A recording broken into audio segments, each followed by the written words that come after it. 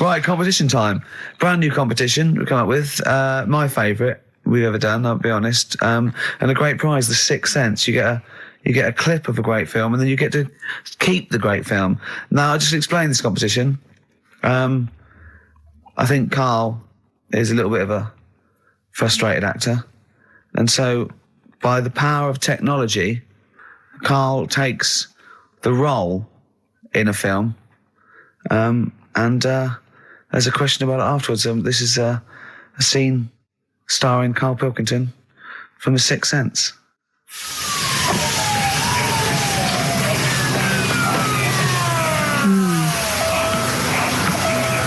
Jeez, I hope nobody got hurt. Be all right? You're very quiet. I'm just thinking about stuff. That's all.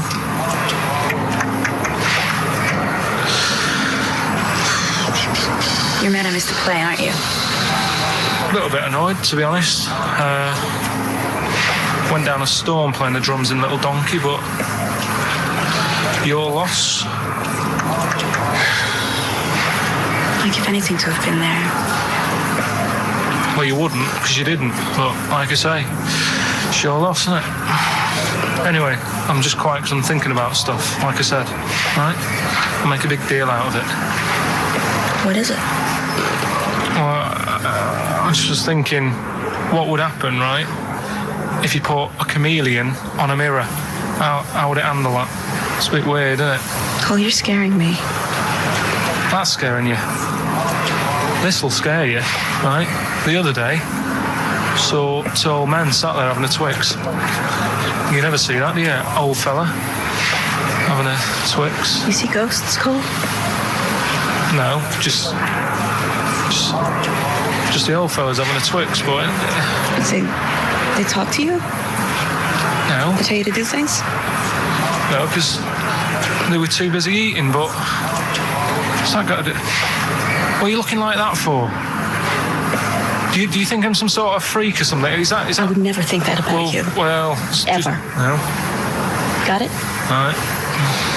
Well, it's a very chilling scene, that. That is great. Oh, that is fantastic. It's a very spooky scene from the film The Sixth Sense.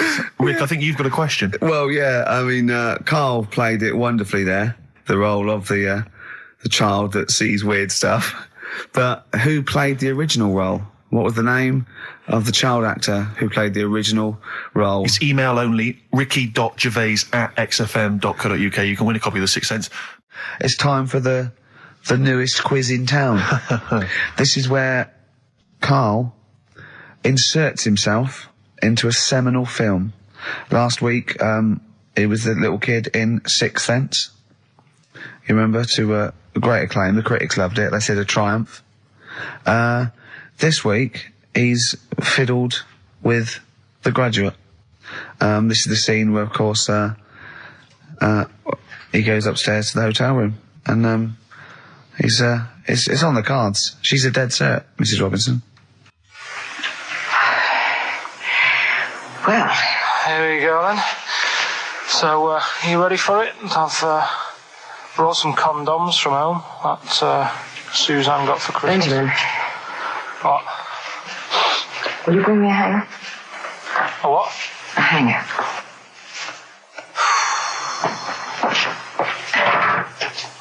Tell you what, I've got wood. What? Just saying, I've got wood. I've got metal ones as well. What sort do you want? Either one would be fine. All right. There you go.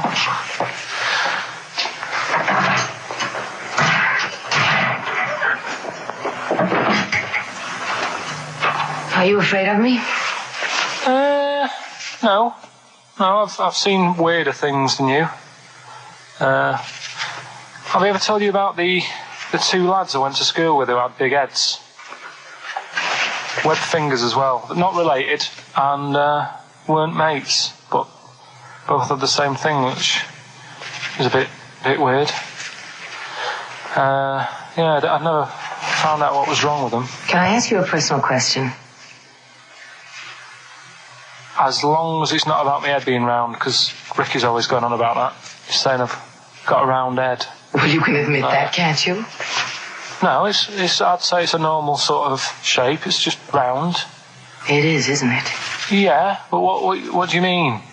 So is yours. Heads should be round. It's nothing to be ashamed of. I'm not ashamed. It's just a normal shape.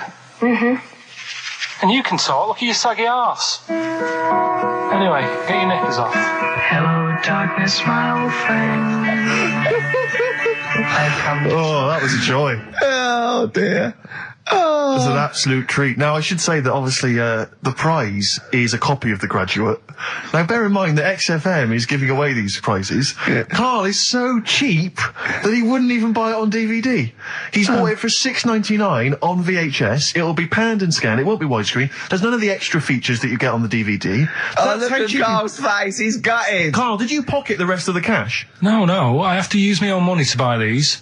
Right? What, you're using your own money to give this stuff away? Yeah. So I had to go and buy that. XFM is so cheap, I understand. Right? I know. And it's not worth having it on DVD, is it? Why not? It's an old film, so... So the quality is do you know what I mean? They can't really tidy it up. Of course they can. They do it from a print. They don't do it from the video. They don't get the video and go, let's make it into a DVD. An old Betamax copy that someone had knocking about. Well, anyway, it's the same film, though, isn't it? Fine, okay, well, you're right, yeah. But anyway, you can win $6.99's worth of The Graduate. The question, and it's email only, Steve, it's not Steve, it's ricky.gervais@xfm.co.uk. The question is, name the actor that Karl was taking the place of in the film, and of course the actress that he's performing opposite. ricky.gervais@xfm.co.uk. Lovely. Something else we're giving away. Go on. The Shining. It's just more throwing away, isn't it? Once again, is it on video? Once again, it's on VHS. Just because you buy it out of your own money, Karl, stop being so mean. And I want to watch it tonight, because it's one of those films that... So you're going to watch this video, and then you're going to send it to someone as a prize? Yeah, it's one of them films that... Sorry, what, you just said yes to that without blinking? Oh, yeah. You don't think, like, Les Dennis doesn't have a quick go in the car on Family Fortune before he gives it away? It costs $5.99. Bowen has a go at those his and her towel racks.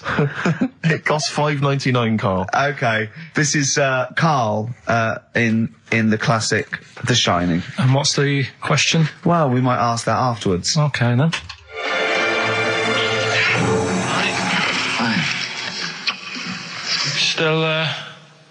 Still trying to write the book, then? Yeah? Yes. Good. Funny, someone told me the other day, weird thing about a typewriter, the top row of letters, the longest word you can write is typewriter. I'll just show you. That's weird, isn't it? It's just the typewriter being... You're not in the mood, are you? You're in one of those grouchy moods again, that you get into when you're writing. I'm not being grouchy. I just want to finish my work. Yeah, it's just being a bit funny, a bit offhand and that. Let me explain something to you. Go on. Whenever you come in here and interrupt me, you're breaking my concentration. You're distracting me. And it will then take me time to get back to where I was. Understand? Yeah, but I just was coming in to try and cheer you up. You know, I'm full of ideas as well. You know, if you're having a problem coming up with stuff, got loads of ideas you could write about. The other day I read about this airy Chinese kid. What do you want me to do about it? No, it's just that it could make a good book. Do you know what I mean? Sort of following round. That's swell. Well, I'd buy it. You know. But if you don't want to know,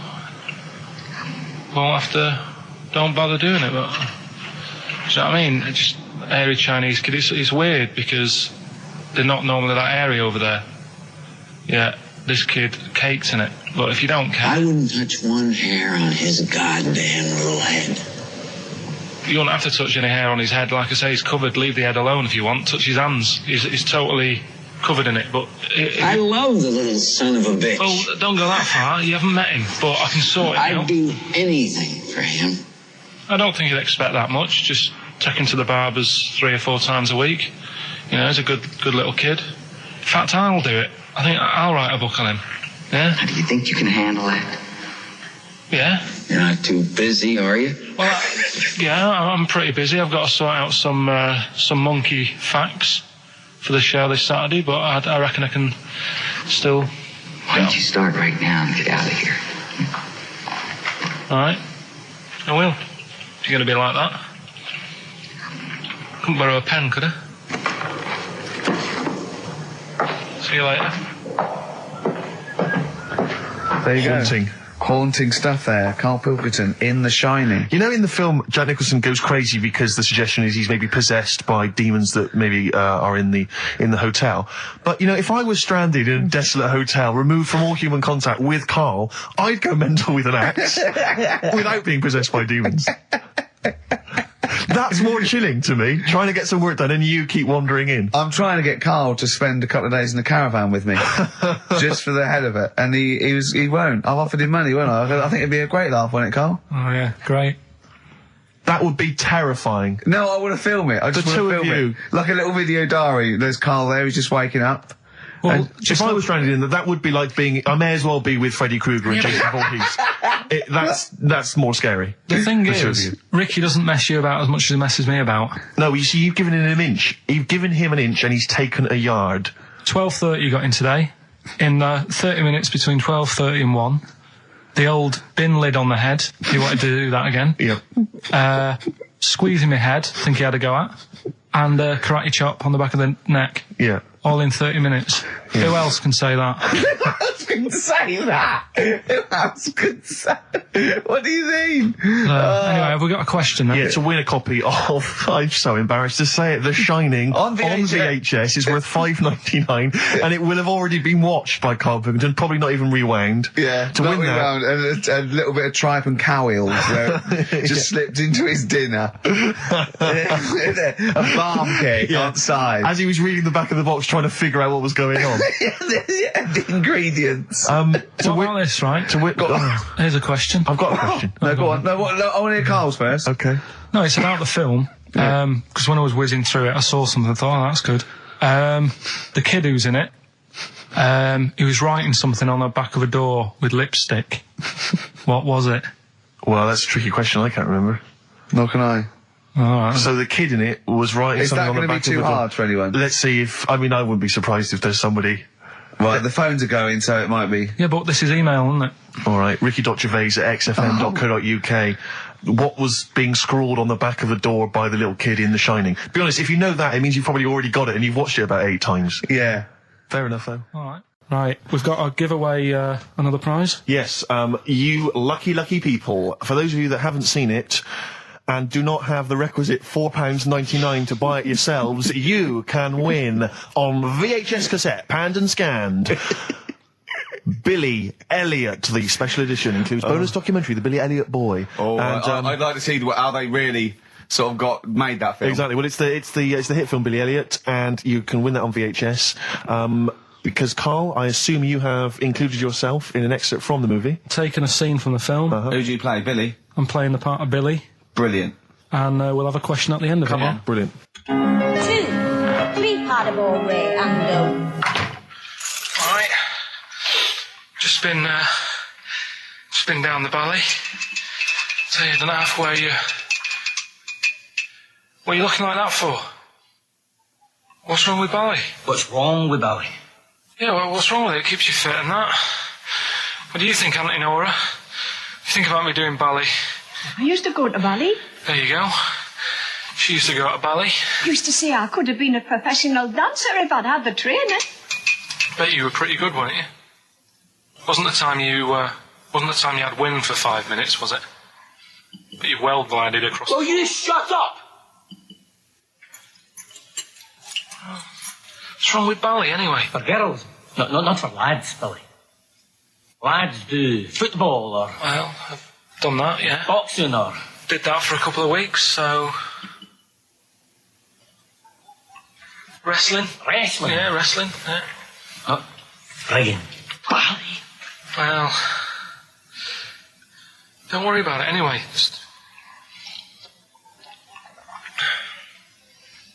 Is it alright if my mate Wayne stays over tonight? He just wants to sleep over. He's just coming over to... Wayne, sleep? Yeah, he just stays over. I'm not gay or anything, he's just... I don't fancy him, I'm not... Yes, you do. I don't. Yes, you bloody well do.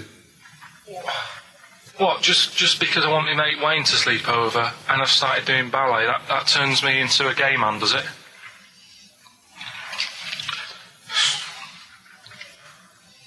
You haven't seen my Village People album lying around. You're asking for a hiding. Just joking, just having a laugh. Didn't mean... I've had enough in here, I'm going out. So, from now on, you stay here, you look after your nana. Got it? Yeah. Yeah. Alright.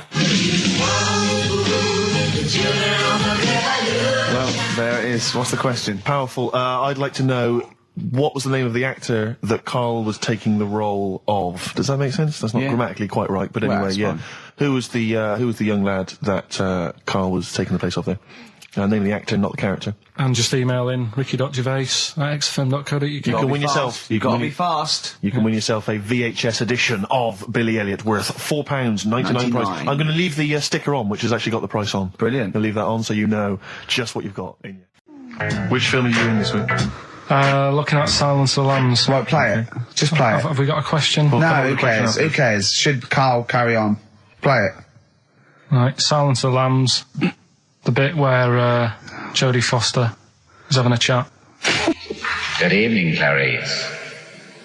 Alright. Just thought I'd come and see you. How very thoughtful. Don't mind me popping in though, do you? It's just no one else is interested in the sort of things I like talking about. People will say we're in love. Well, say what they want. Did you hear the show last week? We were talking about gay people, if they should have their own toilets or not and stuff. That was good. Yeah, it's alright, alright. Got a good debate going. Enjoy doing the show. It's a favourite part of my week, really, just talking about weird stuff and that. Oh, Clarice, your problem is you need to get more fun out of life. I have a lot of fun in my life. You know, come and see you and spend a lot of time on the internet looking up weird stuff. Reading something about a hairy Chinese kid. There's another thing, there's a fella who, no arms and legs, is known as a pillar man. Everything you need to find him is right there in those pages. Bizarre magazine. Yeah, I get this. The hairy Chinese kid, what annoys me is he could sort it out. He could just have a shave, couldn't he? Do you know what I mean? No, he cuts. Does he? Well, he used some like EMAC stuff. Yeah, don't be getting funny with me, just because you're in a bit of a mood, right? You know you shouldn't eat people. Your eyes are bigger than your belly, I've always said that, so I'll see you later. Interesting. Atmospheric, moody, and the question is... okay, here I have it this. How many films have been made featuring the character Hannibal Lecter? How many films They have haven't been got made? time to phone in now, have they? No, they can email in, they'll have time. Do you care? I don't care. No, exactly. ricky.gervais@xfm.co.uk if you can be bothered. If you're interested in what, and you want a $4.99 copy on VHS of Silence of the He's Lambs. dissing that as well, Karl. What do you think of that? Bit annoying, but that's it for this week. Huh? But remember what happened when... No, it's not. It's 9 minutes to 3. Don't How can this. that... Tell him, Steve. No. How can that be it? It's 9 minutes to 3. What's he doing? Is he playing a record? Carl, what can I do to get back on your quiz team? You're not. Right. Songbird Oasis, right. Send Karl a little present.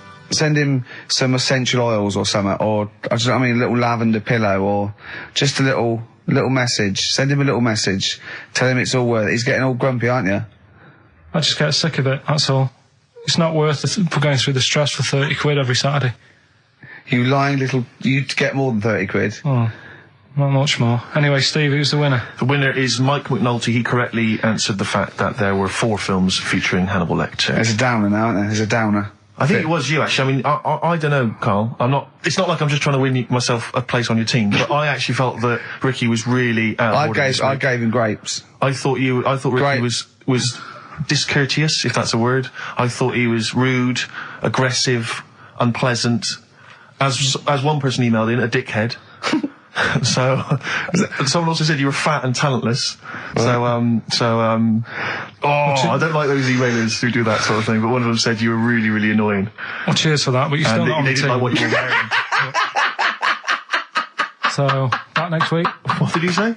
He went, cheers for that. Right, come on then, Carl. Right, so the film is Kes. You got to listen to it properly. At the end, there'll be a question about what's happened in there, so you got to listen, take it all I in. love the fact that in pole position, in positions 1 and 2 of his favourite films of all time, is The Elephant Man and Kes. Yeah. That's brilliant. Yeah. Go on. All right. Am I leaving the mics open a bit when this is going out? or what? Yeah, let's have a listen. Yeah? All right. So don't talk then, right? Just put that hot dog down, Rick. And this is the bit in Kes where it's the teacher and he gets up and he has to Glover. talk. What's his name? Is it Brian Glover? No, it's What's the other teacher. The other one. Anyway. All right, go on. All right, so here we go. Things that had actually happened. I've got yeah. another one. What about you, Casper? Casper! All right. All right? All right. You haven't been listening to a word I've said, have you? Yeah, I heard some of it. Yeah, you Some of it? just... Stand up. Always somebody, isn't there, eh? Right, now you're going to tell us a story about yourself. What sort of story? I want you to think of an incident that happened to you sometime in the past that is true and that you think will interest the rest of the class. All right? All right. What about... I work on a radio show at the weekend. Well, are you going to tell us about it? I'll just do... It's 2 hours, and it's with Ricky Gervais and Stephen Merchant, and just sort of play music and, tell stories and stuff. What kind of stories? Well, whatever. Like last week it was science. We were talking about this lad who was growing a knob on his arm, so it's weird. It's tricky, sir, because like with Ricky, he gets bored quick and he won't listen to the stories and he'll start squeezing my head. All right. I'm not interested in what he does. That isn't normal, is it, sir? That, I mean, it sure is a bit gay. Is he? Just messes about, though. Do you know what I mean? I try and like come up with good stuff, like monkey news and like quizzes and stuff. But then he'll just, Ricky will just mess about. I mean, on Saturday he did it again. He squoze me head. How do you spell that? Squoze. S-Q. I'm going to show us the board. This is a new word to me. Squoze is S-Q-U-O-Z-E. Right, now tell us what it is. It's when he gets me head and he puts one hand on the back of it, right? And he puts the other hand on the front of it and he just sort of swivels it. Swivel, right down the front. Oh, swivel's not, it's spelled S-W-I-D-R. How many times a day? How many times a day does he swells it? It depends what time he gets in. If he gets in about 12:30, he could get a good 3 in. But I think, I don't really want to talk about. You've done enough, don't you? Well done, Billy. Big round of applause. That is the effort. Yeah. Wow. That's the best thing you've ever done, Carl. So that's Kes, right? Yeah. Got some good prizes there. Not bad, yeah, good stuff. Question is, how many times did I say Ricky can get? How many head squeezes can he get in before the start of the show? Right. So if you were listening properly, the answer's in there, right? And got some good stuff Got there. some DVDs in there and some CDs, including some Jimi Hendrix stuff and other odds and ends. Good stuff. Brilliant. And just text in 83 XFM. All right. I'm excited, Steve. It's that time. It's that time of the week. Go on. Well, Carl's in a little film. Oh, that's what you're excited about? Yeah. Sorry, I thought you meant the show's almost over. Right? Yeah, no. Come on then, Carl. Right, so I'm in One Flew Over the Cuckoo's Nest. Yeah. Took a scene from it. Yeah. Got to listen carefully in that. at the end there'll be a question on like the clip that you've just heard. It's sort of like what they do in the Krypton Factor and stuff. So do you want to read out the prizes? Or just yeah, there's little things. It's a couple of rock and roll albums. We got the. Why is it called One Flew Over the Cuckoo's Nest? I can't remember. I think it's explained in the book, but I don't remember. I haven't read it for many years. If someone knows, just a quick email would do. I'd like to know that. ricky.gervais@xfm.co.uk. You can win yourself, if you get the question right, the League of Gentlemen Series 3. We got that Rock and Roll Legends again, the Best of Blondie, a Nature Programme, and the Old Grey Whistle Test, Volume 3. So if you're over 50, you'll enjoy that. Yeah. And just if you haven't seen the film, it's just about like a. What would you call it? Well, it's a guy who thinks he's going to get away with prison by going into a mental institution. It was a new experiment, but he finds out he can't get out and he's sort of trapped. And well, people know it. Everyone knows what. Just play it. I saw it last week, so just play it. All right. Well, you know, I've been observing you here now for the last 4 weeks, and I don't see any evidence of mental illness at all. Yeah, no, I'm not mental. I never said I was. I mean, all right, I got an E in history, but that isn't why I'm in here. I'm in here because I had to get away from the outside world. It was doing me head in. I've been working too hard. I'm stressed out. I've been working like loads of hours Monday to Friday. I've been working on a Saturday with Ricky and Steve. Right, that's been doing me head in. People think that's a laugh when it isn't. You're right? busy right now, are you? You got something to do right now? See, this is why I'm here today, Doctor, because he's doing me head in. What do you mean, sir? Well, he's doing me head in. I came here to get away from Ricky. He is just as bad. I'm smarter than him, ain't I? No, you're an idiot, right? You're just... we're just good friends. No, we're not friends. And if you were a friend, you wouldn't be doing that to me, Ed. How do you mean that? Well, don't ask... Come on, I'll show you. Yes, Look what you've done. Get him out. Get him off me! Get him off! Now, just hold it right there. All right. You get off! Doctor, will you tell him? Commercial. Don't hurt you, does it? Of course it does. That's it. Now hold on to it. Not too hard. You'll crush all the air out of it. We're gonna... He normally does it harder than this. But... No, just warming up. Warming up. What's wrong with you? All right, baby.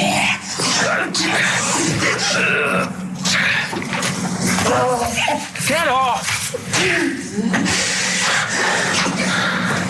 See what I mean, Doctor? That's what he's doing every day. The state of this. I don't know why you do it, because it's not as if you're going to crack it open. But I tried, didn't I? God damn it. At least I did that. I love it, the effort. Yeah. It's almost, I wonder if it's almost a strange premonition of the future. Yeah. You in some kind of home. All right, well... What's the question? Little question, then.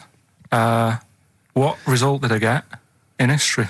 Good. Right. Yeah, well, tricky one, that. ricky.gervais@xfm.co.uk. Or text. Will we take text? I can't really bother to check the texts. All right, then. Email. Thanks for that, Rick. Sneezy. Yeah. All right, I'll play... Prinish Brothers, yeah, it's a lovely tune from their album, what's it called? Yours, Mine and Ours. Blinded by the Stars. Right, redeem yourself. Have you got the film thing you're in? Right, yeah, I'm in a film. It's Pulp Fiction this week. Right. Changed it a little bit, tweaked the storyline a little bit. Okay. It's just... To make it better, yeah. It's just do you know I've talked about Suzanne's hair and that? Yeah. About when she got it cut, didn't like it and that. Yeah. So it's sort of about that.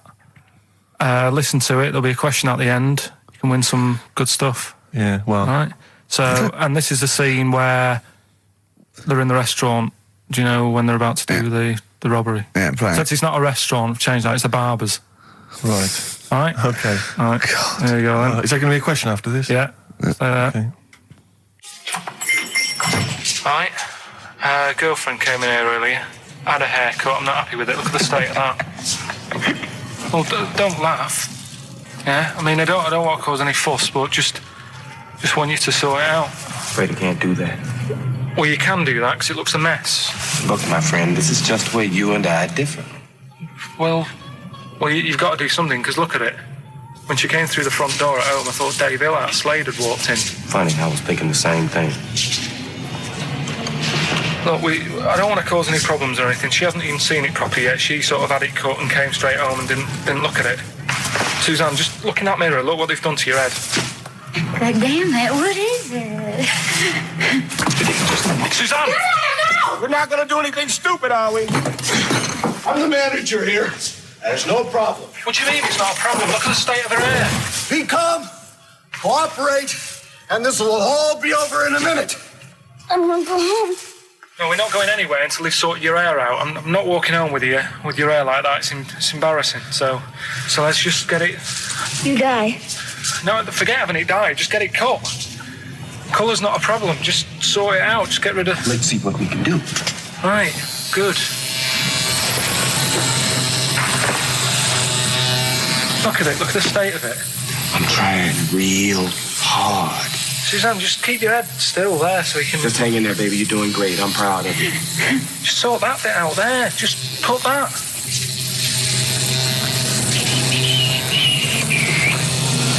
My barber says I've got the hair of a Chinaman. Have you heard that before?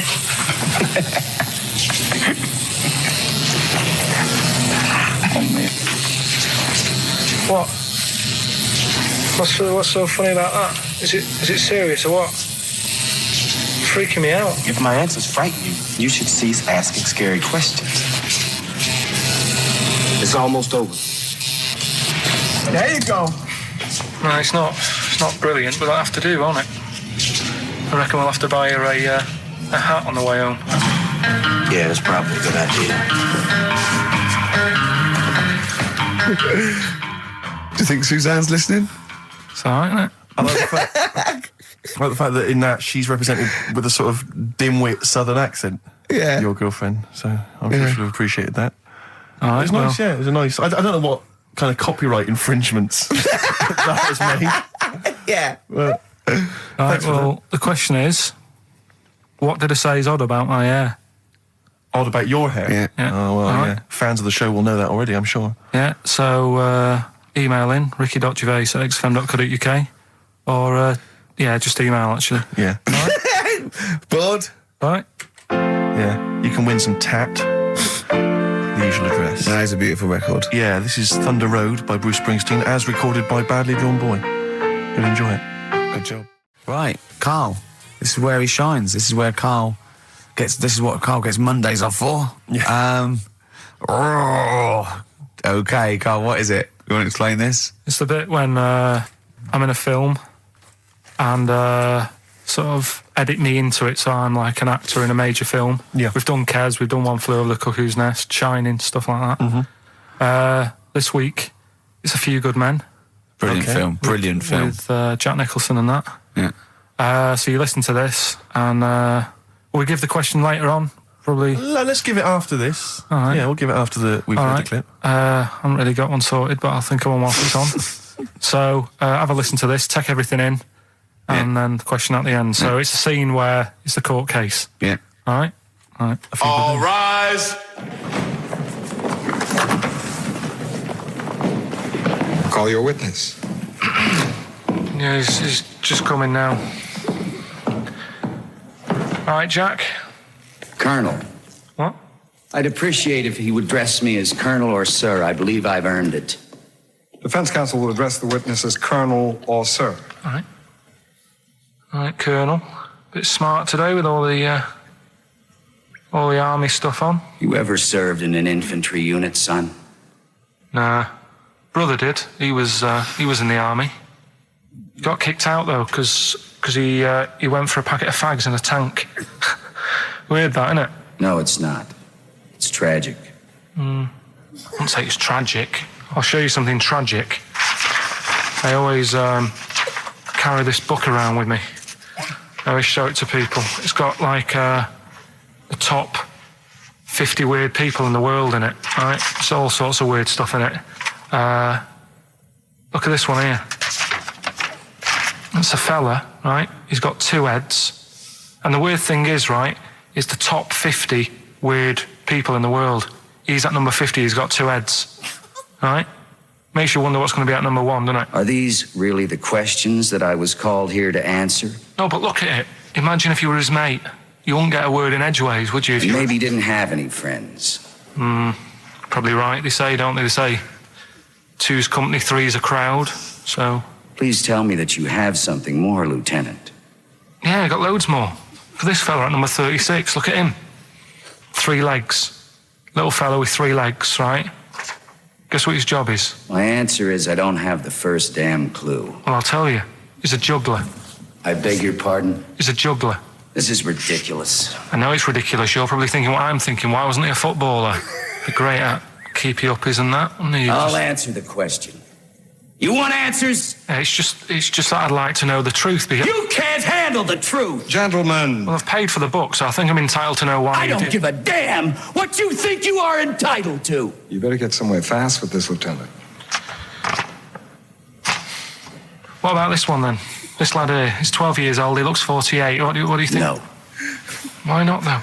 You said you didn't want to know any more about the juggler. You didn't say you didn't want to know I know what more I about said. I don't have to have it read back to me like All right. Lieutenant, do you have anything further for this witness? Well, just wanted to know if you thought Mr. Webfoot at number 42 should have took up swimming, but... Absolutely. Yeah, you'd say that now, wouldn't you? Forget it. Well, I don't know what to say, really. That's Karl Pilkington in the film A Few Good Men with Jack Nicholson, acting alongside Jack, and I have to say, giving him a run for his money. I think Karl is a really good actor. I genuinely think that. Should we put him in something? Yeah, definitely. Okay. Right, what's the question? What's his forte, do you think? Just sort of playing that sort of stuff. Okay. Deep stuff. Yeah, okay. Yeah, so we can sort that out. Think of a question there out of that little lot. You've not got one? Well, I've got...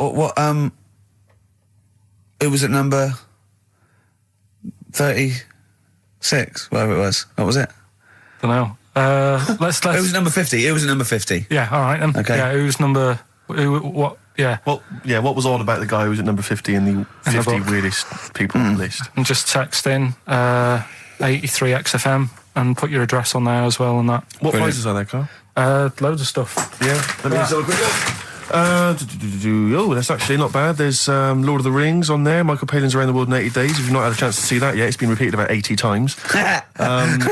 Look Around You, which is an excellent show. That's really funny if you've seen that. There's some other good stuff. That's not too bad. And also the relatively poor stand-up DVD, Ricky Gervais's live Animals show, which is mediocre. Can't give him away. Yeah. All right. And you can win all those prizes if you can answer which question again? Who was the fella who was at number 50 in my book? What was up with him? Excellent. All right, so let's got to play Thorns. Some Thorns. That's the most beautiful track. I can't get enough of this. You'll love it. You'll love this.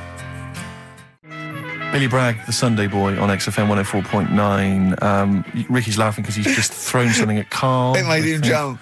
Yeah, that's worked well. Here are the prizes for the film quiz thing, which I think is what it's called. Brilliant. People will be loving this. It's Trance Anthems, 2003. We know we got a lot of trance fans listening. The best air guitar album, obviously. Yeah, of course, yeah. The best club anthems. Yeah. Series 1 of Happiness by Paul Whitehouse. The very best of Father Ted on DVD. We've got Teachers. We've got Knowing Me, Knowing You. Not too bad. Yeah, a few bundles there. Good stuff. Christmas gifts and things like that. So Knowing Me, Knowing You, I've noticed on VHS, which is good. Yeah. That's quite quaint. Excellent. Yeah. Brilliant. All right.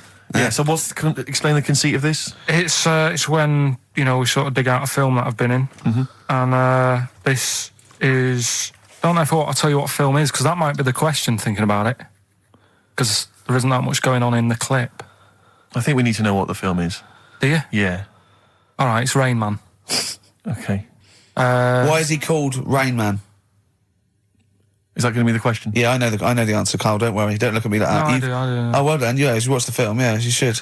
Right, so it's you, Karl, in the film Rain Man. Yeah, it's the bit when Tom Cruise is in the doctors with the ill man.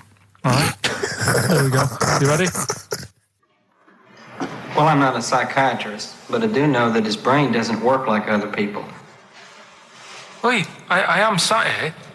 Don't go talking about me like I'm some sort of div kid. Got a good brain. Works well. It stores all sorts of information and stuff, doesn't it, Tom? He remembers things, little things sometimes. Well, don't say like that, little things, as if it's stuff that isn't important. Are you good with numbers? The doctor's asking you a question. Yeah, I know, I'm just thinking. Good with numbers. It depends. Not that good at maths, but I remember facts that have got numbers in them. Like I know that 1 person in 2 billion will live to be 116 or over. Right? Weird thing is a lot of them are Chinese, so, you know, sort of makes you wonder if they're lying. I'm afraid I don't understand what you're talking about. What do you mean you don't understand? It's not... All right, here's an easier one for you then. Goldfish have better memories than people think. He's right. He's right? Yeah. See? There you go.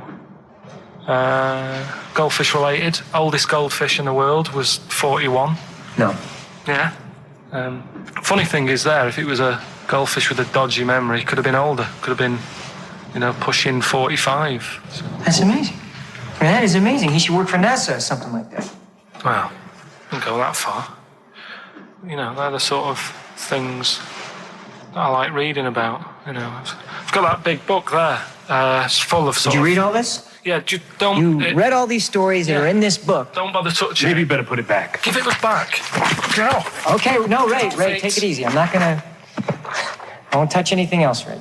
Come on. It's okay, Ray. It's okay. Come on. Can I ask you something else, Raymond? No. Well, you've annoyed me now. You've kept coming here saying I'm daft and that and messing with my book. Just go, will you? Excuse me. Were they messing with your big book of freaky facts? Yeah, that's out of order. Good. Right. So what's the question? Why is he called Rain Man? Yeah? Yeah? Everyone happy with that question? Yeah? Yeah. Okay, Ricky.Gervais at xfm.co.uk. Why is he called Rain Man? Right. Yeah. XFM. Right, okay. Are you in a film this week, Carl? We're doing that now. Yeah, go on.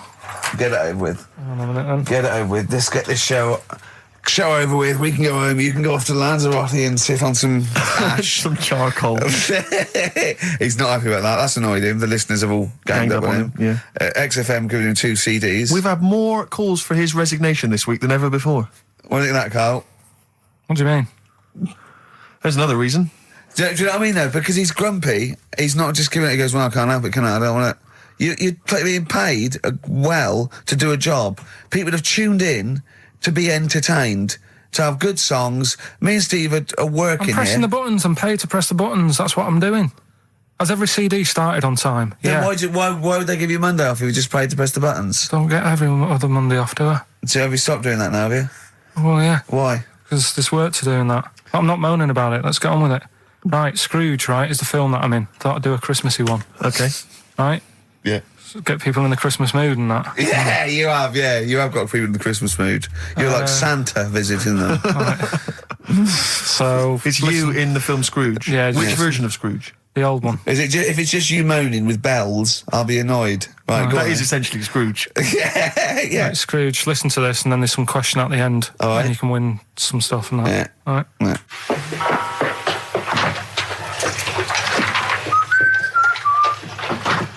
You're late. Only 20 minutes. What do you mean by coming in here at this time of day? I've just been doing some Christmas shopping, haven't I? Probably do some more shopping on Monday because it's my day off, isn't it? Yes, I know it is. You don't have to tell me. Got to see what I've bought Suzanne? No, thank you. I don't mind showing you. It's only a Christmas present, isn't it? Just bought some more condoms. Why? Well, I bought some last year. Got 2 boxes. They all got used, so... I'm very glad to hear it. How much do I pay you? Why are you asking? The presents I buy has got nothing to do with what I earn. Like I say, if I won the lottery, I wouldn't go mental on her. Do you know what I mean? I probably wouldn't even tell her because I think she'd want to travel around the world and all that, and I'm not into that, to be honest, so I'll probably keep it quiet. Why? Well, once you've been around the world, where do you go next year? Each to their own, though, innit? You know what I mean? Well, what do you want? What for Christmas? Not that fussed, really. And you, it's just as well I'm not that fussed, because do you know I do some work at XFM? Do you know what they're giving me for Christmas present? Nothing? No, might as well have been nothing. 2 CDs. That's it. I was well fed up. I'm sure you will. They give you a list of about 30 albums and you get to pick 2 off the list. So I've gone for Kings of Leon album and the best of Bob Marley. Mr. Marley has been dead these 7 years. In fact, he died 7 years ago this very day. Did he? Do you know what sort of donuts Bob Marley likes? It's not my business. No, it's not a proper question. It's an old Peter Kay joke. He likes the ones with jam in. Do you get it? Garlic bread. It's good, isn't it? Excellent. Oh, Carl, well done. Carl in Scrooge there. The only man more mean and depressed generally than Ebenezer Scrooge. Oh, dear. Oh. What's the question, Carl? Well, if people have been listening from the start, right, what albums am I getting? Yeah. Is that good? Mm-hmm. Good, yeah. What albums am I getting from for working for this place for 6 years? All right. Ricky.Gervais at xfm.co.uk. Another big moment here. We've had Rockbusters. Now we're going to have Carl's film quiz thing, isn't it? Yeah, it's a film quiz thing. I've done Planet of the Apes, right? Because one of the things we did in Lanzarote went on this tour with sort of 3 northern blokes, and they didn't really know what they were talking about. Joking. You're joking. Northerners not knowing what they're talking about. You're having a laugh. No, they'd obviously sort of not had much luck here, right? And thought, let's go over to Lanzarote, buy some vans, right? Get people in it. We'll do a tour of the island. And whenever someone asks the question, like, what year did the volcano happen? They go, oh, we'll take you to the visitor centres. You can read about it there. So they never actually answered anything, right?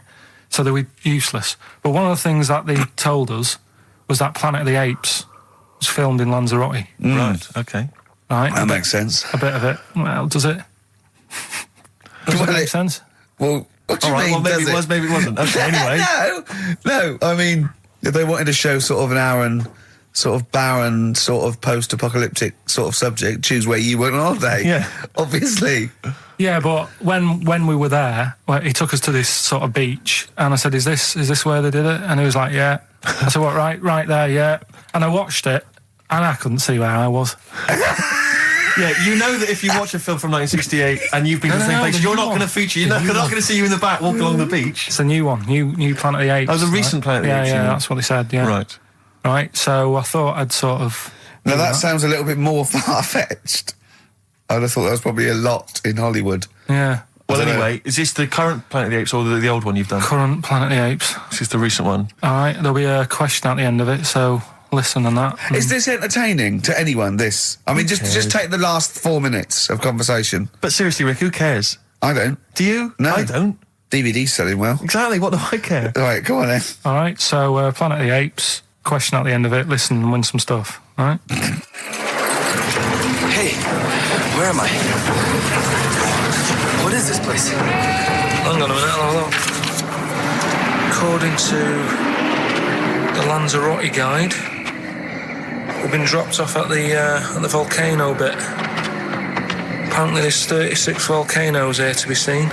I hope you don't mind my saying, but this is a waste of time. I know what you mean. Don't know why they need 36 volcanoes. Just keep one. Fill the rest in. Like a car park or something. Excuse me, guide. Why's the bus dropped us off here? What's so special about this place?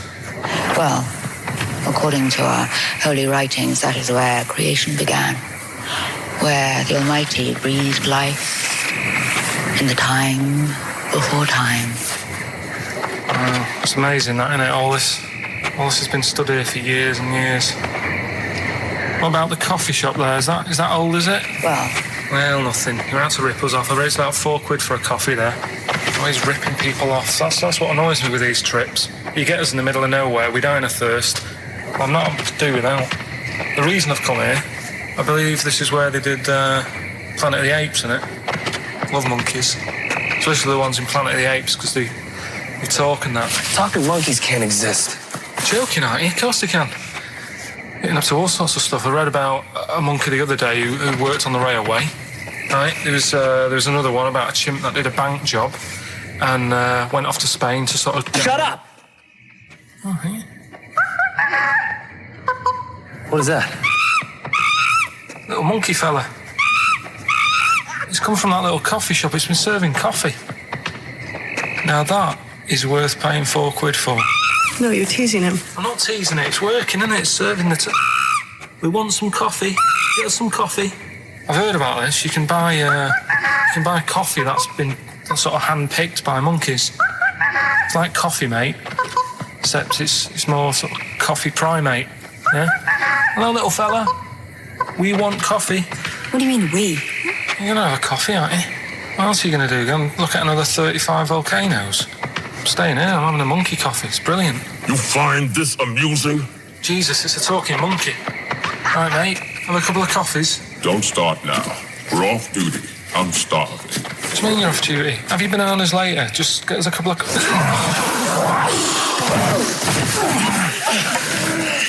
Right. I understand that you're tired and you've probably been on your hands all day. Just forget the coffee. You go and get some lunch. After you've got some coach, you lazy ass. You damn human!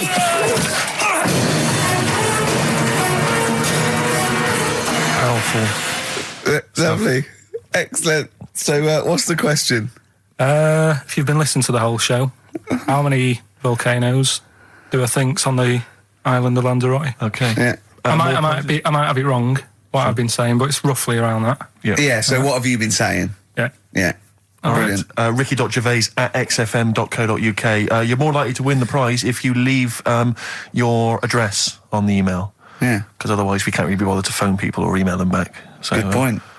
Put your address on there and you could win some crap. In a jiffy bag. And it's Ricky Gervais, Steve Merchant, Karl Pilkington hosting the final show. Exciting. Which means the last film quiz. Karl puts himself in a film. Claire's on next week, by the way, and then Adam and Joe. Sturgis, then Adam and Joe, brilliant. Adam and Joe coming back. So that's Excellent. They're excellent. Right. Matt Lucas said he'd do a show. Give him a call, and maybe him and Dave Williams. Yeah. Big things at the Might do that. Yeah, very good, wouldn't it? Yeah, it'd be all right. Yeah. Right. The film thing.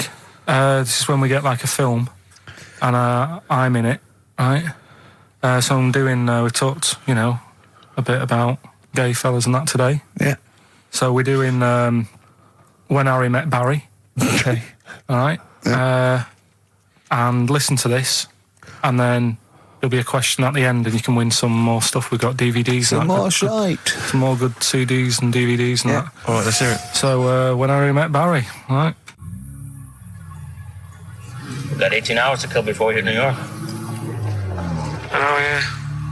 Brought a few books just to kill a bit of time on the journey. When I buy a new book, I always read the last page first. That way, in case I die before I finish, I know how it ends. I read a book like that once. Not on purpose, though. It's just that all the chapters have been put in the wrong order, so it's a bit annoying. Got to chapter 1 before I realised. Are you finished now? Yeah, I bought another copy of it and read it in Lanzarote. It was all right. Good read. Listen, we're only staying in New York for a couple of days, aren't we? Because the place does me head in a bit. Oh, really? Yeah, it stinks, doesn't it? It's a really dirty city. It's noisy. It's funny, the people who live there call it the city that never sleeps. I'm not surprised with all the noise. I couldn't agree more. Listen, I know you're gay in that, right? What is the attraction? with New York for you lot, but because it is like the gay capital, isn't it? They all love it. Even that Rod Stewart song, you know, that Killing of Georgie, that was set in New York, wasn't it? Yes, it was. Yeah, well, that song was about a gay fellow, wasn't it, who moved to New York and ended up getting beaten up. Not a great advert for the place. You keep going there. Weird. Actually, I know why you like it. It's because it's a city that never sleeps, isn't it? You lot like going out late. You sort of run your life at a different timetable to everyone else. Are you finished now? No, I'm not being funny. I'm just saying. Just don't think you should live your life like that. Why not? Don't start getting angry. I think I'm entitled to throw a little anger your way. Especially when I'm being told how to live my life. Yeah, you're right. It is your life. And that's what I'm saying. Don't be dragging me into it. What? Well, you know I'm not gay, so why did you buy me a butt plug for my birthday? I'm not going to use it. What do you want me to do about it? I take it back, okay? I take it back. Right. Want to spend the night in a motel? No. Why not? Because you're gay and I'm straight, that's why.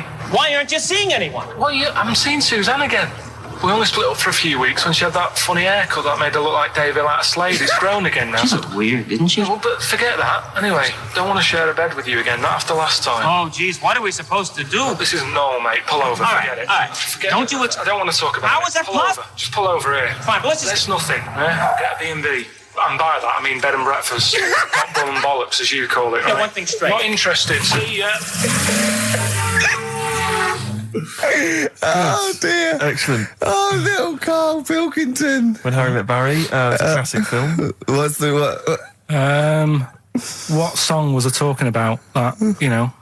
Yeah, we know. What song was it? Yeah, what song? Yeah, okay. Artist will do, or the song title, whatever. Yeah, okay. Email only ricky.gervais@xfm.co.uk. We can squeeze in a tune, and then I hope Monkey final News. Monkey News. Oh, what tune have we got? How long is it? 3 minutes. It's a nice one, though. Brilliant. Bit of Amy Man. Fantastic. Right. XFM 104.9. Yeah, with Steve Merchant. What I was saying was, yes, we could have a little trivia quiz, right? This is how it works. Their phone in, yeah, right, and they'll pitch a question to us two, right? We won't know it. They'll tell Karl, and Karl write down the answer, yeah, or on his email, right? And then it might be something like, who was the first woman MP? And write down the answer, and they go, okay, Steve Ricky was the first MP. We'll write it down. You know, and you'll write down something like the Queen. Yeah. And I'll write down Britney Spears. Yeah. And they go, well, Ricky says Britney Spears. And the answer is, did you see? Yes. And then whoever's... So they phone in, or can they email as well? They can email as well, Steve. Right. Okay, so let me just try and clarify this, because I didn't really follow that, and I know what the competition is. Right. People listening... phone in or email in with a question, a trivia question. It can be about anything. I don't do game shows. But one which we may be able to get, right? They phone in with that, or they email it in. But only Karl knows the answer. He asks us here in the studio the question. Ricky and I write it down independently. We hand it to Karl. We see who's got the right answer. It's like 15-1, but 2-1. And the great thing is that the best question that we'll vote on at the very end of the show can win these 3 CDs. We've got Feeder, Echo Park, The Essential Bob Dylan. That's a 2 CD set, Rick. Maybe keep the questions highbrow to show our intellect, not things like pop and trivia. And good idea. And we've also got this big compilation, Reloaded 3. That's also a 2 CD compilation. We'll start phoning and emailing now. Emailing go with berserk. your trivia Absolutely questions go berserk. For Gervais. I'm best at science. Well, don't start giving hints. That's not fair, because I'll say I'm best at films if they want me to. Yeah, but I've already said don't do trivia and entertainment and that. Well, they should do. They should do trivia and entertainment. Music and films is what they should do. No, they shouldn't. Or old TV. That's the cliche of XFM listeners, and I know they're more intelligent than that. They're not, Rick. They're stupid people. They're stupid people, and they only know about a few things. Garbage, Cherry Lips on XFM 104.9. Well, either they really want those CDs or they want to embarrass us. Because the phone lines are going mad. And they are going mad. We didn't even give out the phone number or the email, Rick. Shall I just give it out now? Well, obviously I don't need to. Well, I ought to anyway, for those that didn't hear it but didn't know it already. Of it. 08700 800 1234. Sorry, that's not 08700 08700, because I started again because I sort of fluffed slightly. Yeah, go on. 08700 800 1234. And when he says he fluffed, like that's not how he got into television. Exactly. Ricky.gervais@xfm.co.uk if you want to email the question, and only Karl can see the screen, so there's no cheating. Probably people don't know what fluffing is, do they? No, I don't think so, Rick. Karl, have you had a question? What, already? Are we doing it now? Should we do it now? I think we should just drip them in throughout the course of the show. Yeah, you could one dripping them in. Go on. Ask us a question. I thought this was a good one. It's from Clive. Go on in. Clive? We got a listener called Clive. Wow. That's all right. Who was the first James Bond?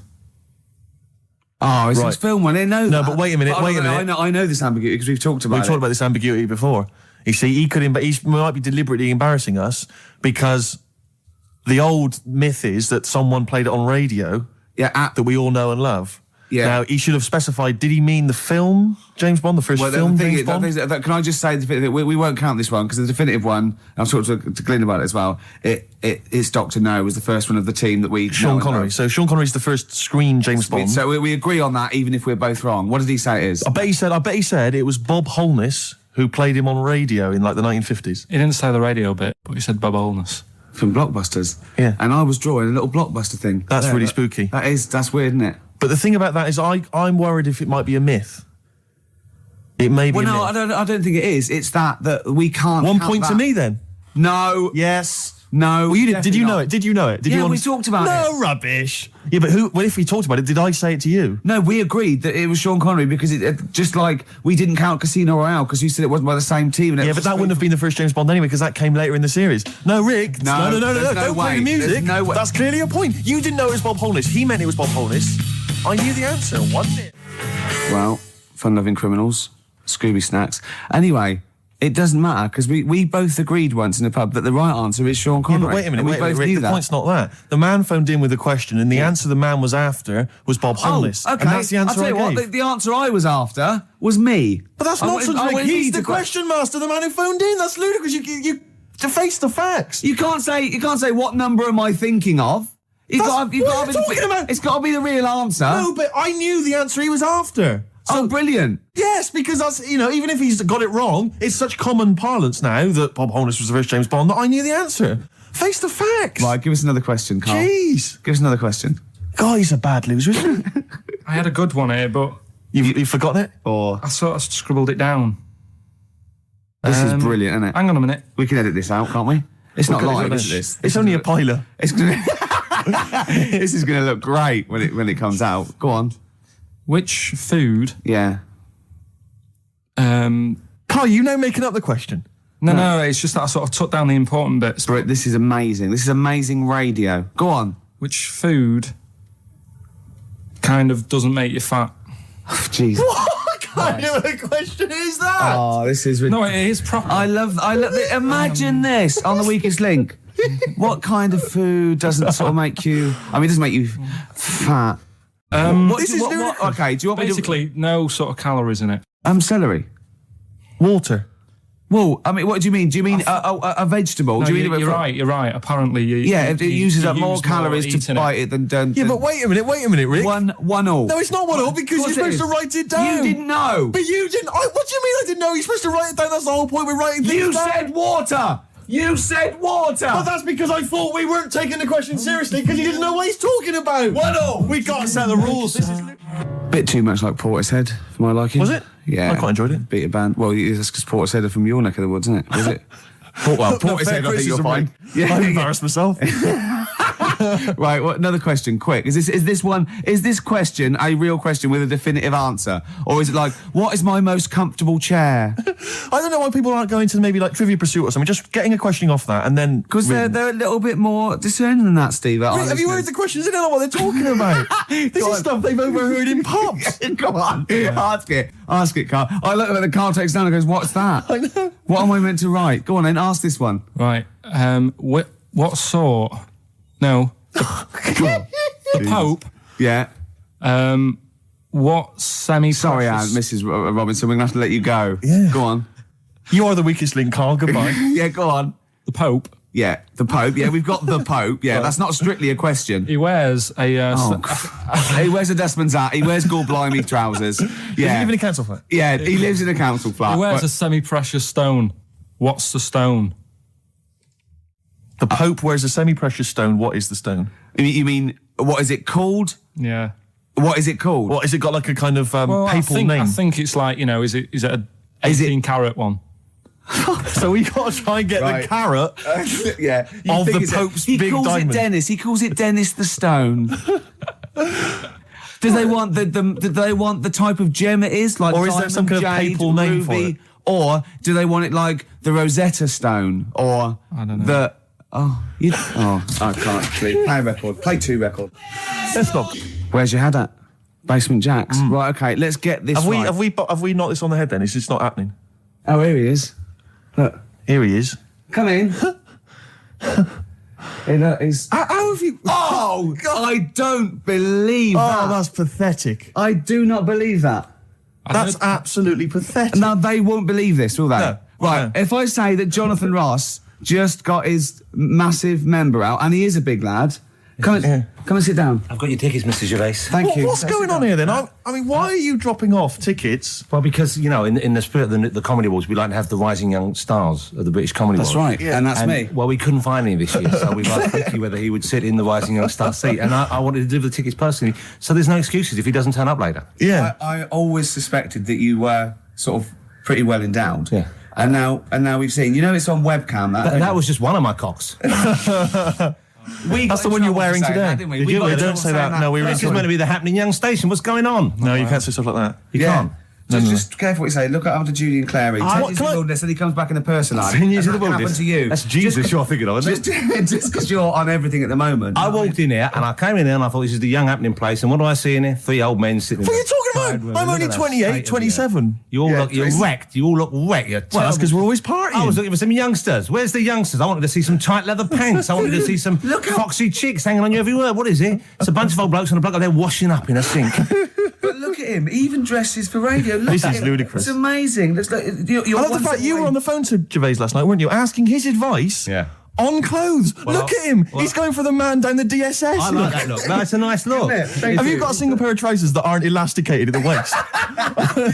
They're maternity jeans, aren't they? They've got a whole Frank panel that pulls The forward. thing is, what I do at the end of the week, I can pop these in a pan and I can make a nice soup with all the food that's encrusted in them. At his years as a homeless coming to the fore there. Look at you, one step away from Lawrence Llewellyn Bowen. I'd like to be that bit closer. But why are you dropping off tickets? Are you a little bit... Because I thought you were married and stuff. Why do you suddenly got this obsession with Gervais? Because I'm a bit rough, ain't I? Yeah, it's like when you see Dale Winton out with those rough boys. I'd like to get one of my own. When a top celebrity in a lovely looking suit walks down the corridor with his penis out, I know that I'm still an attractive man. You've arrived. I was inaugurated in the same way. For me, it was Des O'Connor. It's like it's the passing on of the baton, if I may use that euphemism. and you've been battened. But it's fantastic. Well, it is a pleasure. I don't think I'm complacent just because I'm mixed with people like you. I still wake up and think, I don't believe it. I'm mates with Jono. Can I just point out Jono? I was listening to the show last week and I heard you, as always, revealing a little too much about yourself, if you don't mind me saying so. Yeah. Steve tried. Not as much as you. No, but that was just for the benefit of the room. And talking about when you used to occasionally urinate in the sink. Yeah. When you were around my house last time and I came in and you looked a bit shifty. No, please reassure me. It was more ownership. I was like, I went to my territory and then other people that come in that go, has Gervais been round here? It's like just marking my territory. Because my coffee the next morning had a hazelnut tang to it that I don't remember putting in. Can I just say something? Because I mean, I used to mention to you, Gervais, when we first started getting involved in the business. Yeah. I used to say, if there was one celebrity I'd like to be friends with, it's Jonathan Ross. Yeah. Lo and behold, Ricky's befriended Jonathan Ross. I'm nowhere to be seen. But Not invited round. Ricky told me that I could be his friend, providing I never extended the arm of friendship. Right. Yeah, if you ever... I thought as much. He tries to keep everyone else down he works with, from the office, all the other shows. He tries to keep them down. I didn't even want you to come in. I wanted to Yeah. meet you on the steps. Yeah. I didn't even want to tell you you were around. But you called. He went, who's that? And he saw your name come up and he went, well, can I meet him? Well, you're all coming tonight, aren't you? This isn't Radio 2, by the way. These links are way too long. This is snappy radio. We have to play out... Yeah. You might The be kids have lost interest. But the kids want to hear Coldplay, Catatonia, You know what I like? Faithless. How about some more of that instantly forgettable hip-hop you play each week? One of those obscure hip-hop hooray. That's the worst feature on British radio. You should be ashamed of yourself. Wait a minute, I've heard your quiz on Radio 2. You're having a laugh. Put it away. Put it away. I'm Carl. Carl, how you doing? I'm all right. Got a question for you. Right, man. Got a question. Yeah. The Pope. Yeah. What semi-precious stone does the Pope wear? That is easy. Go on. Topaz. Is that the right answer? I don't know, I might have wrote it down. I'm really sorry, Jonathan. It's not what he publicly admits to, but I have to know because I was hanging out with him at the Groucho one night and he was saying, oh, look at this, look at that toe edge, go and buy that, look at that. Vatican City. Look at that, we can make a nice ring out of that, he said. Didn't go anywhere, but thanks for asking. I better go. I've got to go and buy some winkle pickers. Thank you very much. Okay. Enjoy Nice to meet you, Stephen. Yes. Carl, I wish I could say it'd been a pleasure. But actually, it was quite creepy. See you later. Yeah. It's annoying, actually, that Carl never went to the email, because the questions have been sent in there. Are they good? Questions, and they've all been sort of neatly spat out with the correct answer. For instance, I might have asked you this if I was the quizmaster, Rick. How many noses do slugs have? Oh, I Which is an think it's interesting 4. It is 4. Yeah. Point to you there. Let me just see if I can find another one. Who, according to the current issue of Viz, is a cycloptic pop temptress? Oh, don't know. Is it a pun on her having one eye and sounding like... Cycloptic is the clue. There's only one pop temptress. Oh, it's Gabrielle. Of course. Yeah. 2 points. Mine are better. He didn't get them. These are rubbish. Have you ever watched a quiz show? Because I can understand the question. They're rubbish, I suppose, aren't they? That gives me a chance to know what the answer is required. Go on. Let me see if I can find another one for you. No, you're never going to get that one. That's too hard. Oh no, that just teases you more, isn't it? What's the name of? No, that's boring. That one. Sorry, it's beginning to fall apart again now. Here we are. What's the proper name for Big Ben? Is it St. Stephen's Tower? You know, it absolutely is. That's 3 out of 3. That's fantastic. Yeah, because the bell named after something like Benjamin so-and-so who works in it. It's Stephen's Tower, and that's the big bell. It's actually, in a weird way, I didn't know any of those. So it's actually quite good that we did kind of balls it up with Carl, because otherwise there'd have been egg on my face. Yeah, but I still won. I just won less. Oh, did you? Yeah, you did win. Yeah. I've already forgotten. I already wiped that out of my memory. Yeah, but hey, Steve, it's not me that's the real winner. It's Neil, who asked that question about pubs. And he's got those 3 CDs. Just tell him what they are again. Just Feeder, Echo Park, a compilation called Reloaded 3, lots of great stuff on there, and the Essential Bob Dylan 2 CD. Have you called him and told him? No, not yet. This is such a shambles, isn't it? Because what if he goes out or something?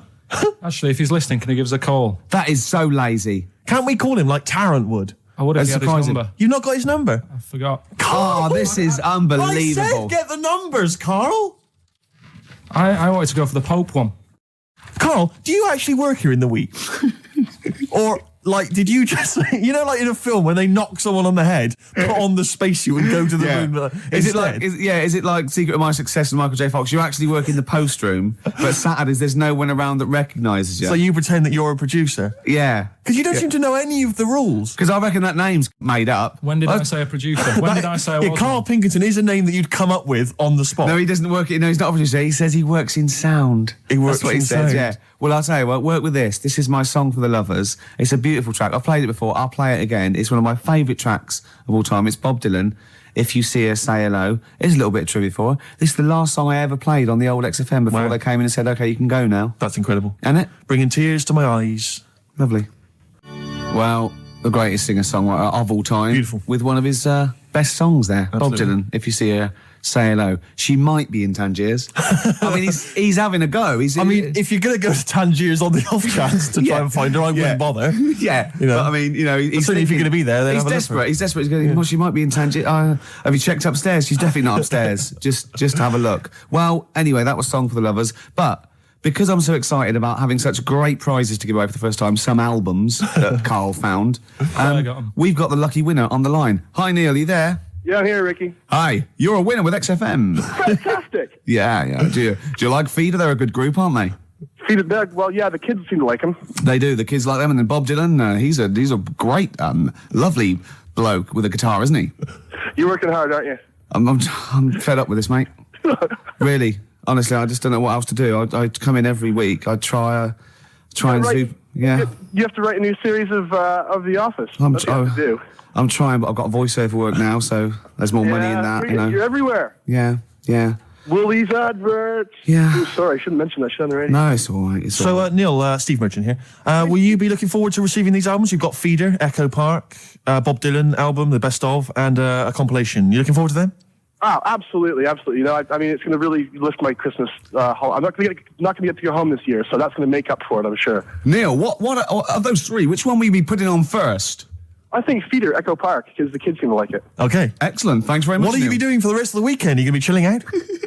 I'm chilling, man. I'm freezing. I'm playing golf right now. That's madness. It's very cold out here. What's your handicap?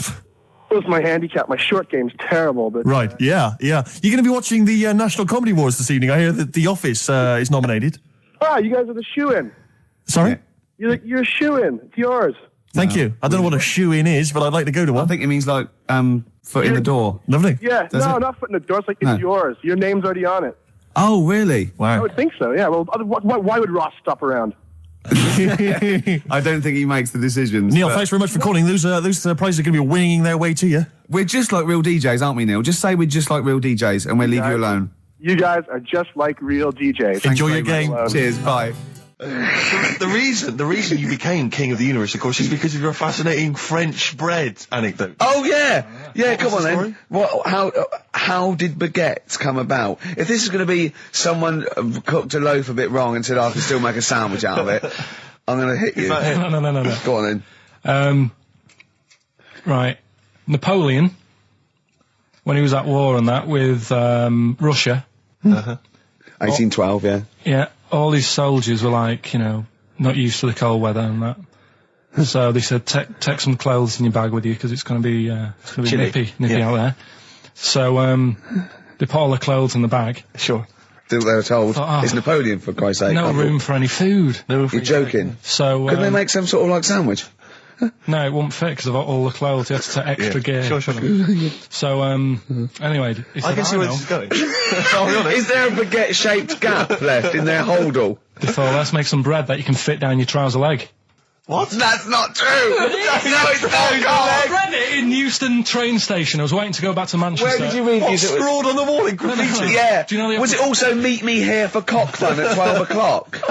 The upper crust sandwich shop, Euston station. It's on the wall. What do you mean it's on the wall? Do you know how it says, like, sail on at Dixon's, whatever? Yeah. Next to that, there was, like, a bit of information. Once you've read the stuff on Dixon's... I get information. There's a big thing about the history of the baguette. I read it and I thought, we got to make a sandwich we can split down our trouser leg. But how can you march and fight with a huge piece of bread down your train? Although it would be intimidating. You see them coming, you go, sacre bleu, look at the size of them. They're big fellas. Well, blimey. I can't help but feel that could be a practical joke at your expense. Yeah. do that. Well, the Earl of Do you Sandwich... ever question anything you read? If it's printed up, is that, like, fact for you then? Well, it's not funny. I mean, if they were trying to be funny, it's like... it's not, is it? So it's information. Have you heard us? Things sometimes want to be funny when they're not. That's exactly what happened with the sandwich. The Earl of Sandwich wanted something he could fit down his pants. And it was those triangle cut sandwiches wrapped in cling film were perfect. You might be right. You might be right. I am. Because the Cornish pasty, so they could drop it down the mines, isn't it? Is it? They wrapped it up they wrapped up like meat and vegetables in pastry, and they sort of crimped it, and it was like and they dropped it down the mine. So, yeah, that's how that came about. And bagels were originally made so that people could play hoopla, but then eat afterwards. I don't know if you're aware of that. That is true, Carl. Well, anyway. Call my bluff. It's true. Yeah. They're all true. They're all true. Yeah. Tell your kids that when you have them. Yeah.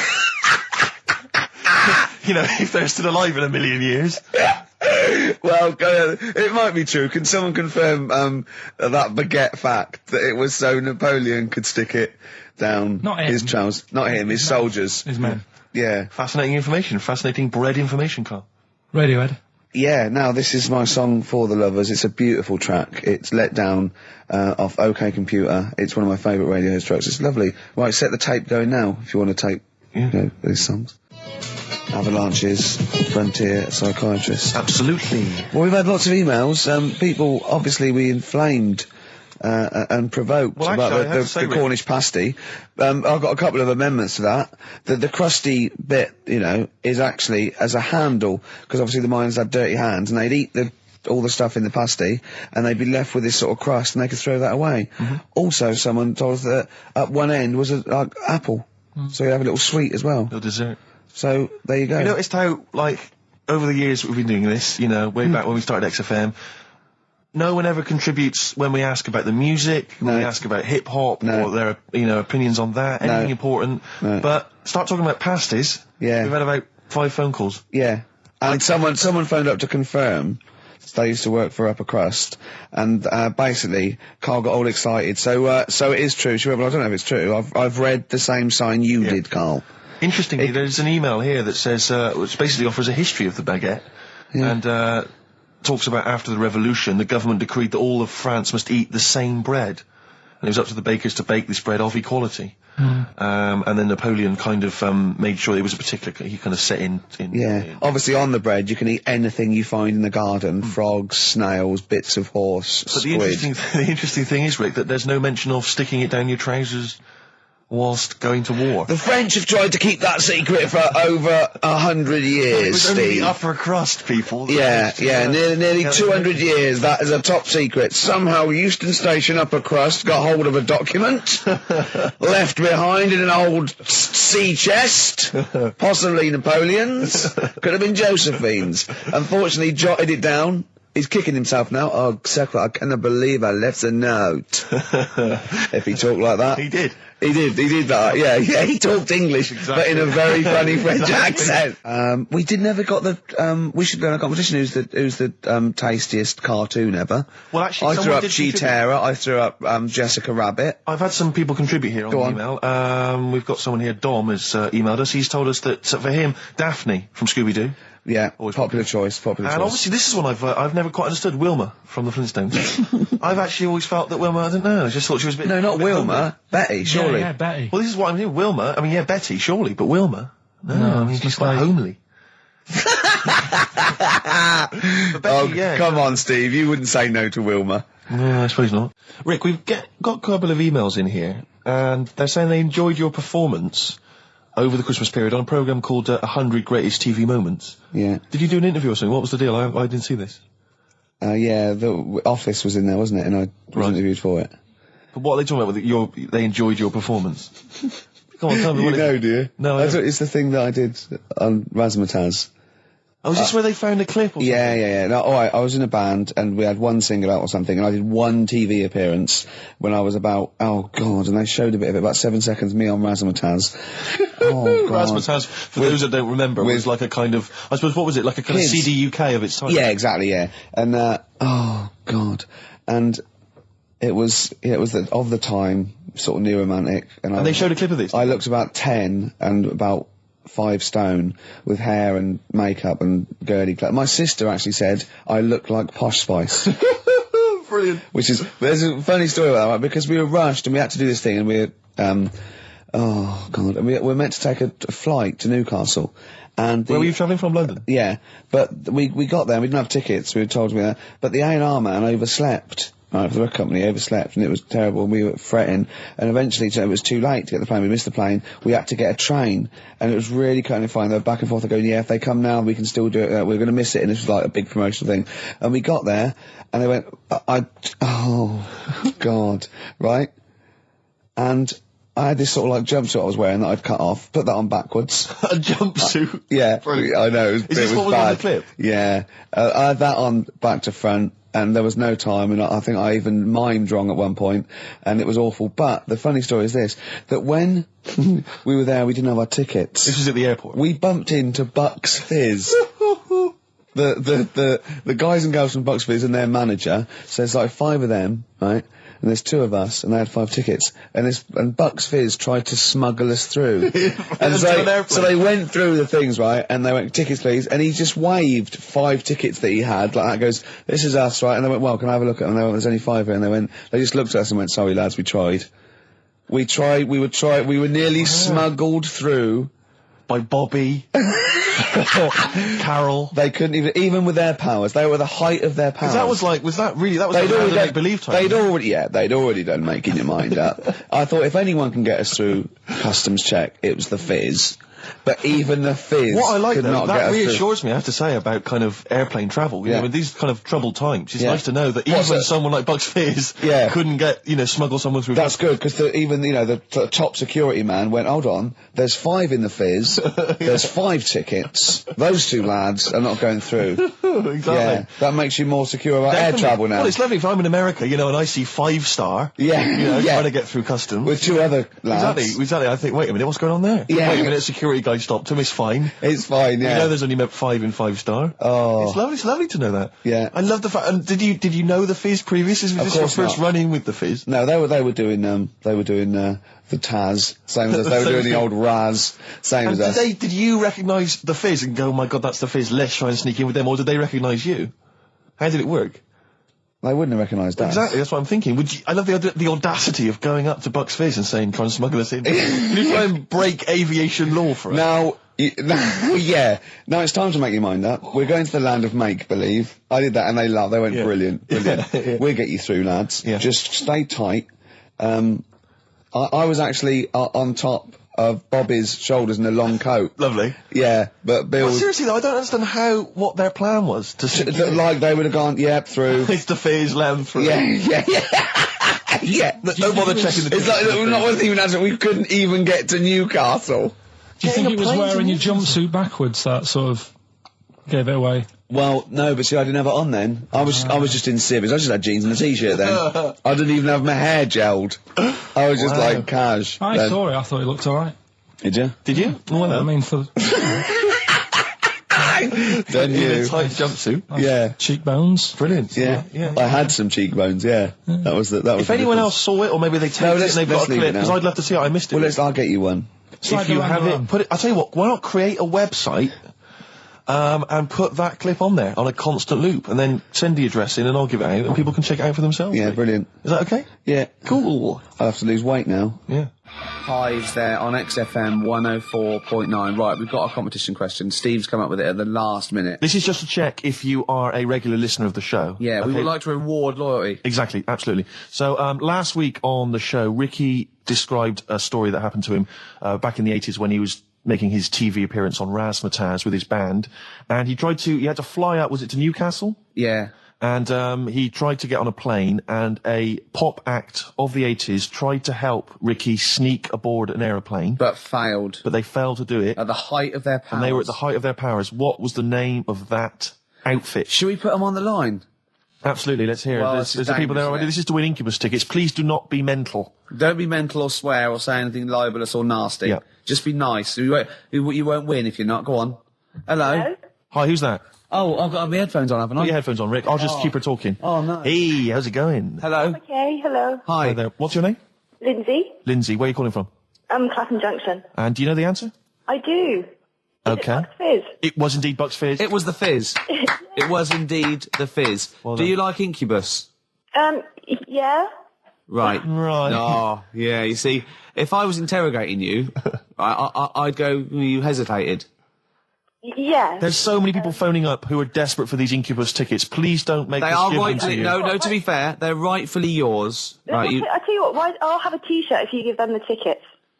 Okay, is that just any old T-shirt, or...? No. Can we send her a T-shirt? Carl's nodding. I think we can send you a T-shirt. Right, we'll get you a T-shirt. How are you going to do that then, Carl? Because you've got to take her name and everything now. You keep talking a minute. Yeah. This is pathetic. This is wouldn't amazing, happen with Dr. Fox. He'd have it Foxy all wouldn't planned. do this. Can I say as well, there's a bank, there's a train station with one vowel. Yeah, but there's loads, aren't there? He hasn't thought it through. Bo as well, there's many. Listen, Carl, take a note of her number. It can't have been that. I can't remember it. What was it? I remember I tried it the last time I tried it. This is a shambles. And I couldn't work it out. Then there was wrong answers. I remember Aldwych came up. Maybe it's Aldwych. What's Carl doing there? Who's he talking to? I don't know, he's talking to her, but what? Say again? Look, quick, let's think of something. Come on. Hello, are you still on this line? No, he's picked up the phone now. So what am I doing? We're giving away. We're letting people behind the curtain. Let's keep up this veneer of professionalism. This is so rubbish. Come on, no, don't draw attention to it. Okay, all right. But let's just talk and make. So, Steve, what are you doing tonight? Looking forward to Pop Stars? I'm looking forward to a lot. Who do you want to win? I'm glad you've asked, Rick. I'd love to see Darius have a bit of success, but I don't think it's going to happen. I think it's probably going to be the stutterer. I think it is going to be Gareth. He has a name there, Steve. I think it's going to be Gareth. Yeah, apparently in the polls in the week he's getting twice. We're back, don't we? Okay. All right, Carl. So she's getting a T-shirt, is she? Lovely. Right, who's that on the line? Next contestant. Hello. This is amazing. An error. I mean, we couldn't do this worse. Go on. Hello. Hello. Who's that? It's Dan. Dan. Hello, Dan. Danny. All right, do you want to go to Incubus? I'd love to, man. Okay. Hold on. This is pointless because he's just heard he's heard the answer. Yeah, it's definitely Bucks Fizz. This is mad. We didn't think this through. No, but let's be honest. He wouldn't have been on the line if he didn't know the answer. Are you cheating, No.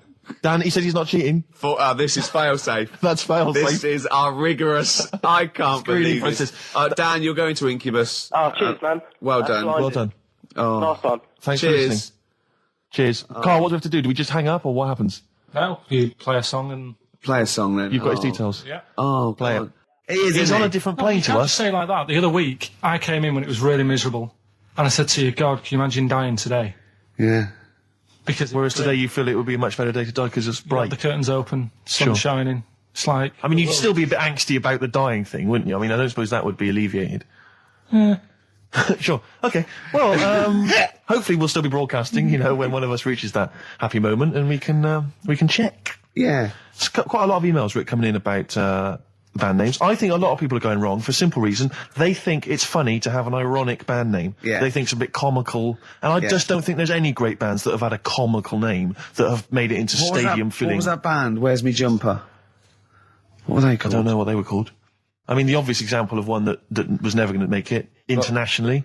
Splodgeness Abounds?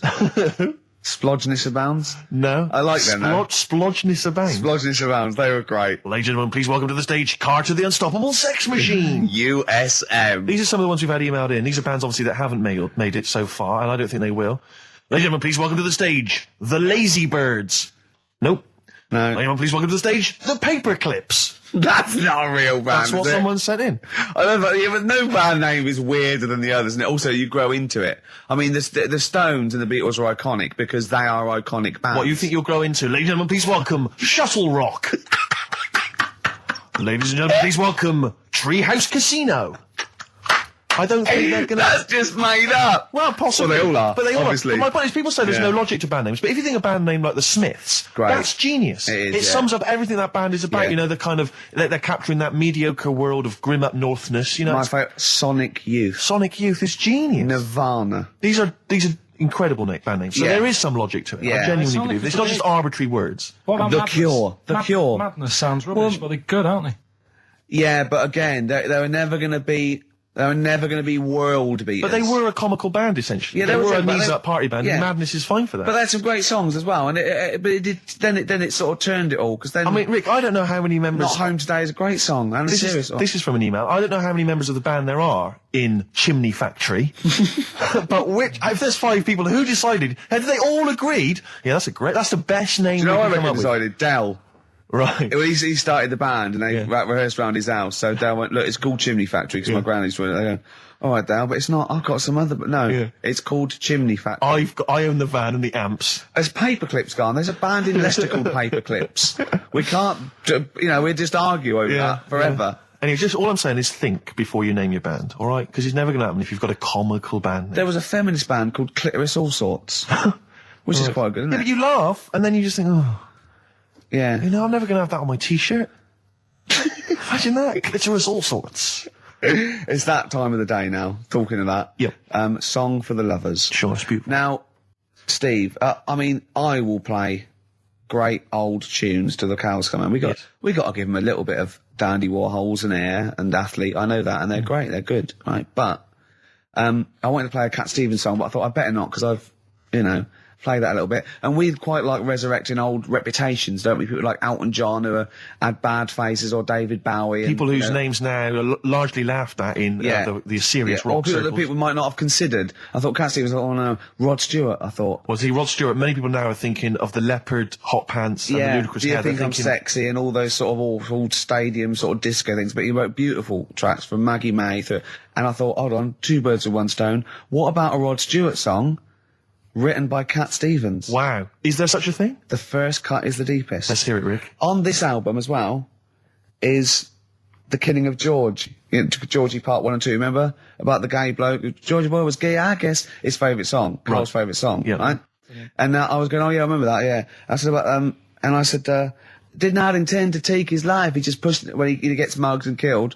Do you know what he said? I was sitting outside, I was singing, he went, well, as I said, they go out too late. They go out too late? He meant gay people go out too late.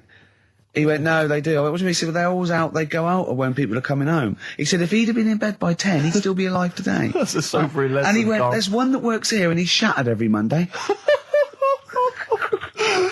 Oh, if you're gay and you're listening, just be in bed earlier. Go out when sensible people go out. Yeah. You're right, we're not on the continent, Carl. If you're gay and you're not in bed by 10, go home. Yeah. I don't get it. First cut is the deepest, Rod Stewart. Song. There's the phone. Answer it. See who it is. Can you give us a second, listeners? Just amuse yourselves for a moment. We're Who just is it? speaking to Carl's just on the phone there, speaking to someone. We'll just keep you abreast of who that is. Who is it? Time. It's 10 to 3. Wants to know if you're doing a live show somewhere tonight. So just a private call now. Asking Ricky. I am, yeah. Later. But Ricky, I don't want to say it now. On television. I don't mind one person now. I Hits want it to from get the out office, and often performs live at different venues around the country. So while those two take care of business. All right, guys, have you finished that private call? Yes. Jeez, that was outrageous. Star Sailor and Poor Misguided Fool. With me, Steve Merchant, and Karl Pilkington. The K-Man, round of applause for K-Man. Yeah. But no one's announced who you are. Ricky Gervais. It's XFM 104.9.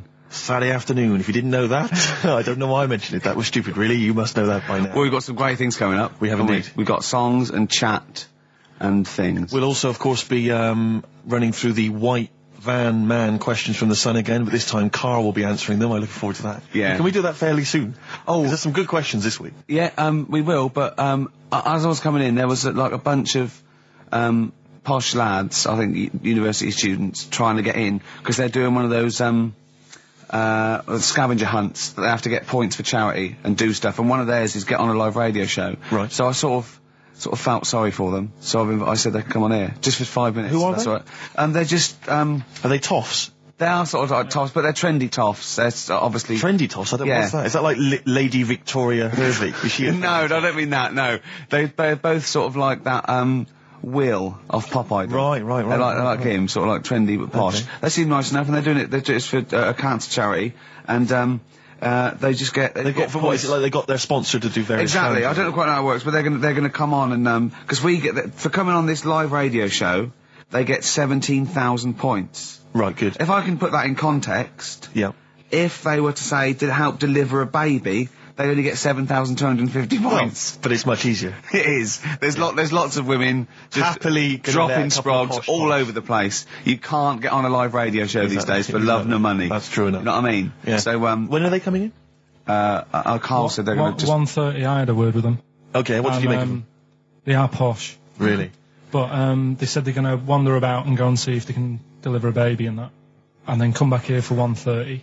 And I don't know if it... I hope they don't leave a baby sort of half out, you know, if they've got it, you know, they're push, sorry, we're going to have to shoot off, we've got to go and see we've got to play an instrument in a marching band for 8,500 poinds. Well, I did say be here definitely at 1:30 because I don't want you getting in the way of the white van questions. And the other thing is, right, they get 7,500 points for delivering a baby, but they get 9,000 points if they cut Peter Stringfellow's hair. Well, he's very precious about his hair. It's a more delicate operation, isn't it? There's more that can go wrong. That's true enough. Take an unconventional animal for a walk in a park.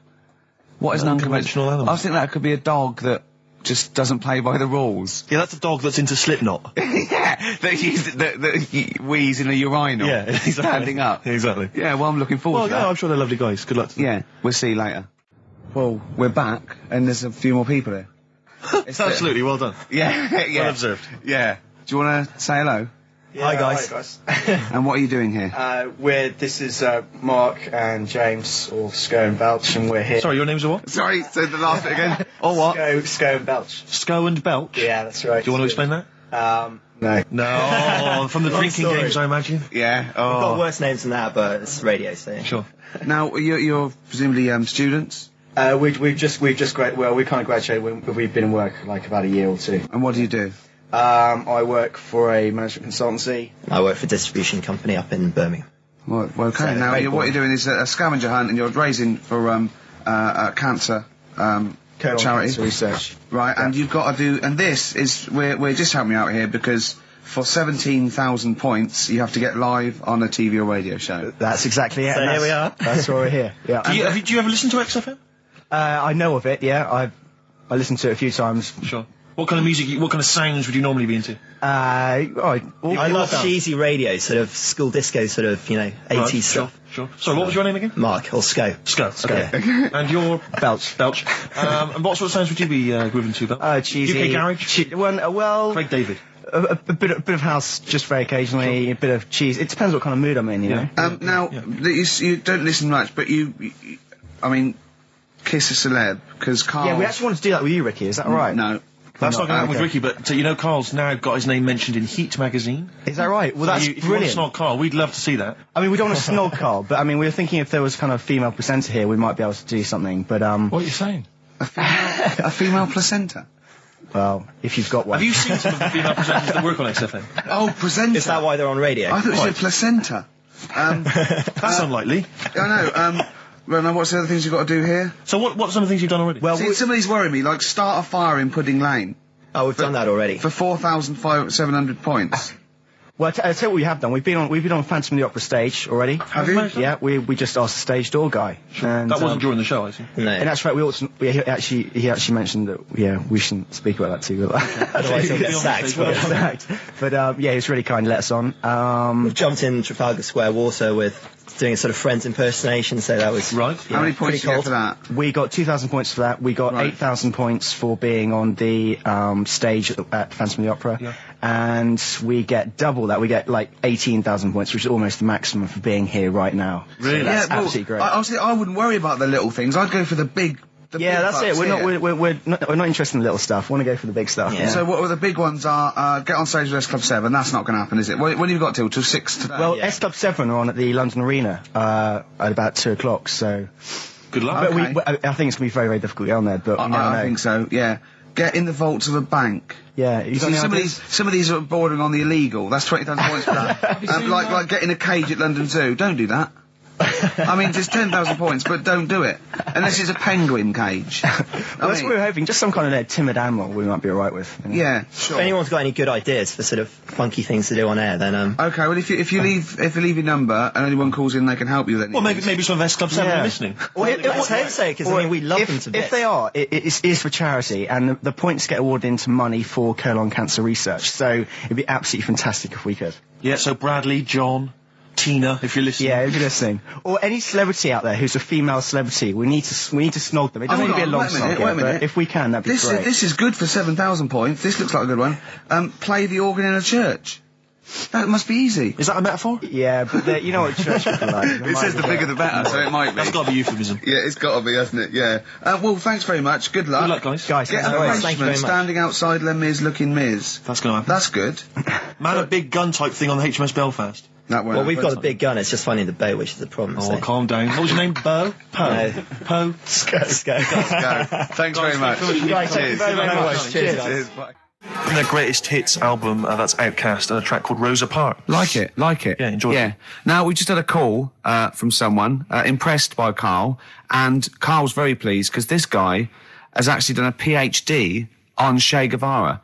So in theory, whatever subject he chose, in theory, he's probably one of the experts in the world on this particular field. Now, hello, are you there? Yeah, I'm here. Hello, what's your name? My name's David. David, now where did you do your PhD? Did it at UCL. Did it at UCL, mild college. And what was the actual title of the PhD? It was Che Guevara's influence on class struggle in Europe in the 60s. And what did you think of Karl's performance? I thought he did really, really well. The only thing, I'd never heard those last words before. So Karl actually knows something you don't know. Yeah, possibly. Although you presumably not take that as verified information. You probably wouldn't take everything Karl said as gospel. You'd probably look it up yourself, would you? I probably would have a look, yeah. Did you know about babies' eyes? Sorry? Did you know that babies' eyes don't grow? I didn't know that. You see, that's why you shouldn't take things Karl says as gospel. Because it come out with something, vaguely intelligent, and then say, "Did you know about babies' eyes don't grow?" Any questions that you'd want to test Karl on? Any thoughts? Any things he missed there on the history of Che Guevara? I think he did really well, and I think he should be congratulated. Because Karl has problems with understanding why people are interested in history, and even though he's been reading these books, he keeps saying, "Why does anyone care about history? Why is it important?" What would you say to Karl? I think he should maybe then look at who Che Guevara did influence and why he still influences people today. Yeah. Well, he knows that he influenced Citizen Smith, and he knows that if McDonald's ever wanted to swap Ronald McDonald for Che Guevara, it would cost him an awful lot of money. So he is trying to apply it to the modern world. He is having a go. Well, maybe you should think like why Rage Against the Machine have him on their T-shirts. Good point, Karl. Why do you think of that? Why do you think they have him on the T-shirts, Karl? I don't know. Maybe that's that was the design of the T-shirt. Maybe they wanted another T-shirt. Maybe they wanted Ronald McDonald. But didn't have any in. Sure. And they said, oh, we'll have that one there then. Well, thanks very much. Just before you go, do you think Karl would be an interesting subject for a PhD? Yeah, very much so, yeah. Okay, well, if you're not... Well, hopefully one day you'll become a professor and you can maybe set that as some coursework. I could do, yeah. Karl Pilkington. Imagine that. Cheers, Dave. I having an MA in Karl Pilkington. Thanks very much, Dave. Okay, bye. Cheers, bye. That's good. My teachers never did that. What, encouraged you in that way? Never said well done. So, really? Yeah. But you never showed up. Yeah, you had to be in the same room, They were really. too busy saying, who are you? yeah. No, but Mrs. Matthews, me head teacher. Oh, let's not lay into Matthews again. Oh, not Matty she Matthews. said, Not never- Grimble Matty Matthews. I'd we used to call never her. be a high flyer. If she could see you now. What did she say? You'll never be a high flyer? She said that to me, mum and dad. Really? On a parents' evening. And that was after I'd played the drums in Little Donkey. She clearly didn't know what she was talking about. The Strokes and last night. We just had a call, didn't we? From Johnny Mango. Oh, yeah, Johnny Mango, yeah. Yeah, old the Mankster. And he informed me that one of the Wurzels is dead, and I didn't know that. Yeah, Adge Cutler, who was the lead man, I think. Yeah. He said he died the most rock and roll death you can die. He said he was apparently driving on a terrible cocktail of cider and other things, presumably. Yeah. Apples and jams. Yeah. And he crashed into a tractor. And I wonder, is that true? JM's not winding me up. Yeah, I hope the Mango Boy's not having a laugh at me. Is that true?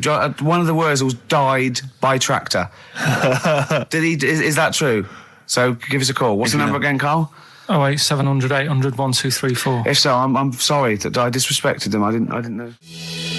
Table 60. Lisa Tarbuck.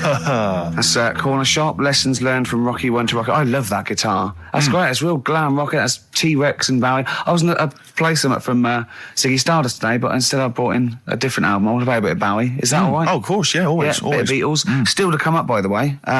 We with the education of Karl. Last week he did Che Guevara. He did very well. Yeah. Before that, the week before that, he learned all about Rasputin, didn't you? And this week you've been studying Hitler, haven't you? How does that go? How do you reckon that? It's a bit tough. Okay.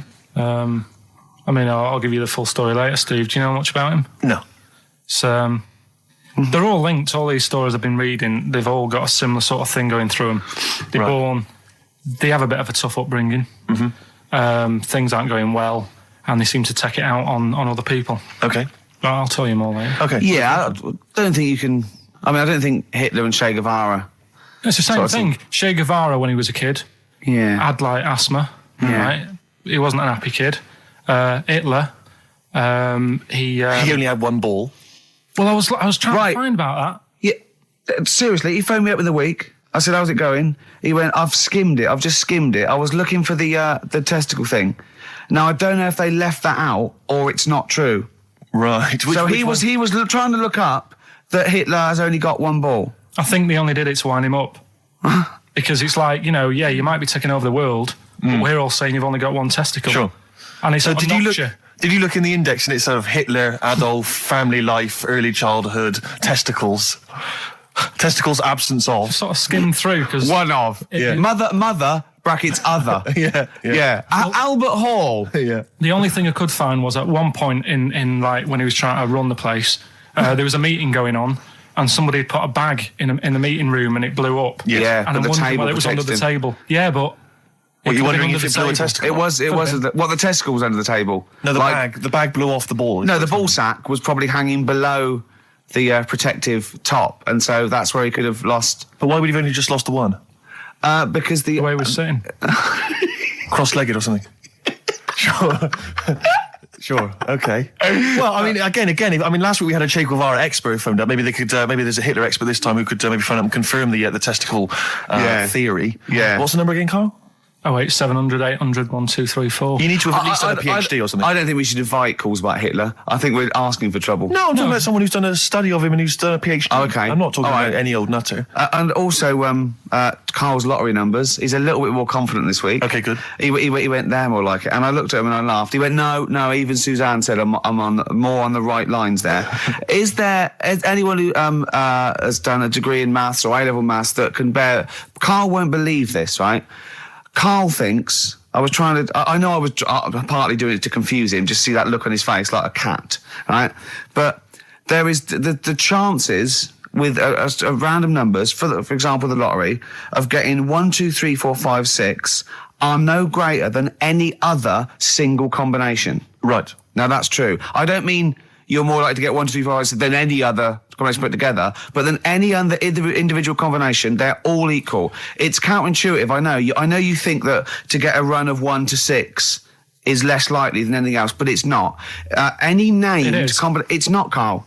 If there's a probability... Well, it's never happened. It's never happened. Yeah, but there's any number of combinations that never happened. Every one of those combinations that have come up have happened, and they're just as likely or unlikely as any other combination, right? It's just that you feel intuitively, right, that 1, 2, 3, 4, 5, 6 is less likely than 1, 7, 12, 34, 60. You know what I mean? Well, I didn't win. Play record. Okay. If you give a monkey childbirth pills, it works. That's. Well, we were talking about interesting things about sneezing, and I remembered an interesting fact about monkeys. So, anyway, 2:30, brilliant. What did happen to that bloke who used to make the sound effects in Police Academy? I don't know. He was brilliant, wasn't he? Do you remember him? I don't remember. Was he called Hightower? Yeah, he was good. Yeah. If anyone knows, give us a call.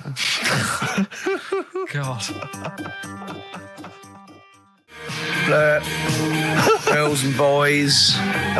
You've embarrassed yourself then, Gervais. What?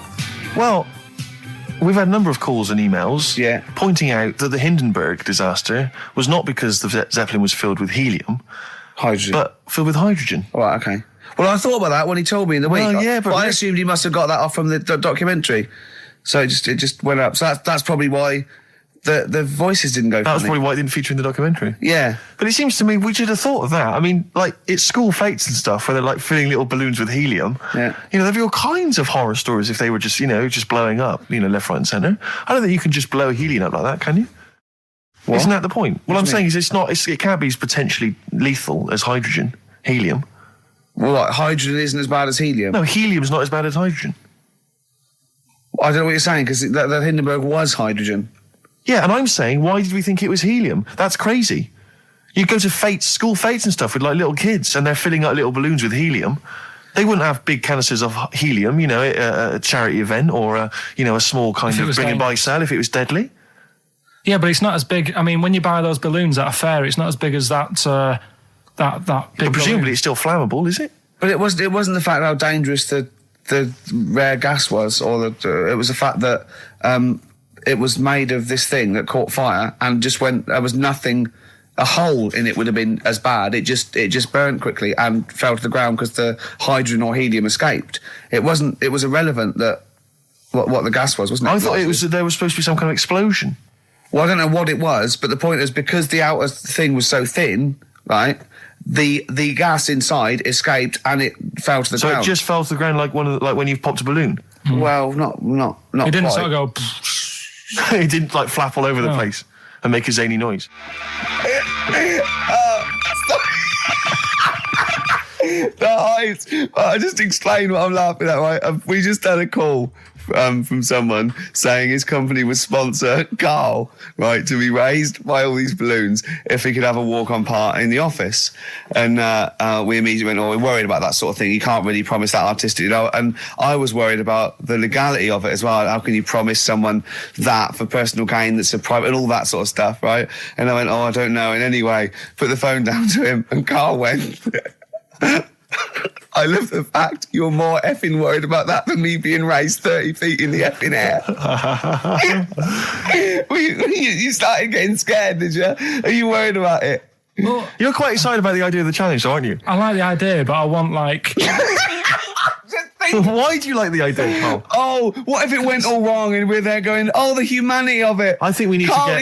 he's just on the rope would pull out my trousers. Oh, no, it's definitely got to be Dr. Fox if that's going to happen. God. Oh, we've got to do this. So hang on, but let's just think about because wait a minute, we say this, but we'd have to get all kinds of health and safety people involved. No, we wouldn't. Of course we can't just start raising you in the air. No, you're allowed to do it on private land, aren't you? Look, what happened to the Hindenburg? No, but I was just saying there was lots of people died. Listen, look, all we do is we get someone right. But what if he gets loose and he just floats off into the air? And he meets his magpie that he lost. He used to peck his grifter. Balloons. So I'm so excited about this. Listen, we've got to do this. No, but please. Shut up a minute. Let's just stop and think about it. It's 60,000 balloons. No, it's not. It's 6,000. But 6,000 balloons, that's a lot of balloons. No, it's not. No, it's don't not. Be silly. For sponsorship, people pay for... no, listen, it's worth it. There must be a company out there that'll pay for this, just so we can film it. Hang on, is there not an easier way of just getting one big balloon? Then the challenge is... There's no challenge then. No, it's got to have people coming up and hooking balloons. It'd be like Buckaroo. And the person who puts the balloon that actually raises him 10 feet wins a prize or something. So hang on, so what we've got each person with like 500 balloons. Yeah. That's mad. Can you imagine how many balloons that is? That's ludicrous. 6,000. Yeah. That's an awful lot of balloons. I don't know, there must be someone that could do this. Oh, look, people have walked on the moon, for Christ's sake. We can raise Karl Pilkington with some balloons. Yes, but they had a NASA budget. We've got XFM behind us. Yeah, but balloons... yeah. Balloons are cheap. You can get about a pack of 25 for about 150. Right, fine. No, true. Yeah, the helium though, Carl. You can't just attach yourself to a pack of balloons. No, but... What, you think we blow them all up? With helium. Right. Oh. Off you go. But then we can do something with the balloons, can't we? Like release them afterwards. Oh, we'll release them back into the wild. Brilliant. As a sign of peace. Fly, my pretties, fly, listen, be free. I am so excited. I've not been so excited about, and I thought that Robin Ince was going to stay in my cupboard for £1,000. Look, we've got to do this. 6,000 balloons. I don't think it's going to happen. That's an awful lot of balloons, and I just I don't see how we can tether them all to Karl. He's a small man. No, but you have them at different lengths, don't you? Yeah, exactly. Karl knows. Can you think about the logistics of this? Oh, someone must know. There must be a company. There's a bloke willing to do it. I know he doesn't know the technology of it. He's willing to sort of stumble. And a company just has access to helium like that. No, we can do this. Come on, London. Someone's done Londoners. It was on the internet already, so someone obviously has done it. Yeah. So they didn't say, "Oh, we can't get hold of the balloons." No, they probably worked it out, didn't they? Karl, you're more excited about this than anything else. About your education, about your exam results. You're so excited. And we'll have a little rope. We're like flying a little kite, a little Karl. We're like, let's go, Karl. What will you wear? Like a one-piece jumpsuit? Yeah, it'd be lovely. With sponsorship all over it? Oh, it'd be great. You know, like Jackie Stewart, and just as you go up your little face, oh my God, I'm not going to sleep until this is done. This is the most exciting thing ever. Only 10 feet. 10 feet, yeah. We need some kind of rope to sort of tether you to the ground. Yeah. We don't want you sort of flying off. This is going to be great. And he'd have a little crash helmet and everything, and little Dee Dee boppers on the crash helmet, like he's a little flying ant. Definitely. We give him a little, oh my God, can we give you a little outfit, like little wings and everything? Can we paint your face with like children's paint? I'm not doing all that. Why? Oh, because that would be silly. Oh, please, Karl, do this. Do it. We do it for charity. We do it for charity, yeah? All right. Yeah?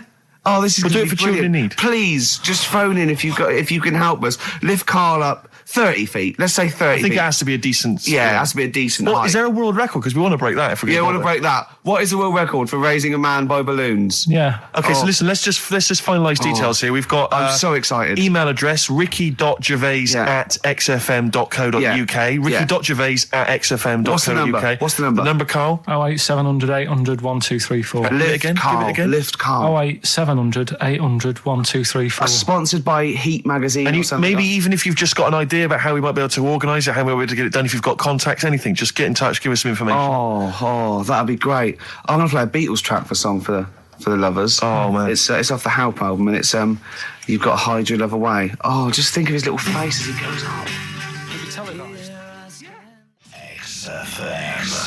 Well, XFM, it's nearly the end of the show. I'm Ricky Gervais with me, Steve Merchant. We've enjoyed your company. Karl, we're going to try and get Karl in the air. Anyone that can help us, take him up with helium balloons. Our friend Johnny Mango called again, and apparently the record's 11,000 feet. Karl is getting a little bit nervous. Yeah, the world record is 11,631 feet raised by hot air balloons. Yeah. How tall's Canary Wharf? It's 11,631 feet. Exactly. I don't know, Karl. Is it how much higher? It's a long way. More. I'm not doing that. Because I'm like 6 foot something. Yeah, think of that. Just look at Steve. All right. Yeah. But you can change your record. You could say, well, the sort of balloons are the one with Mickey Mouse on it or something. Yeah, could I just say something? That man did 11,000 feet, but he wasn't naked. All right? Come on, Carl. Your 30 feet will be the world record for naked ballooning. Yeah? Think about it. All right, it's for charity. Well, thank you for listening, everyone. We are going to raise Carl. And after Carl said, and just to think, my teacher said I'd never be a high flyer. So this is your chance, Carl, to shine, to fly. Steve. It'll be brilliant. This is a final song for the ladies. Belle and Sebastian, we've not heard them for a while. This is from, it's actually a B-side or a triple side or whatever you call it. Track 3 on a single called Jonathan David. This is the beautiful The Loneliness of the Middle Distance Runner. Play. Goodbye.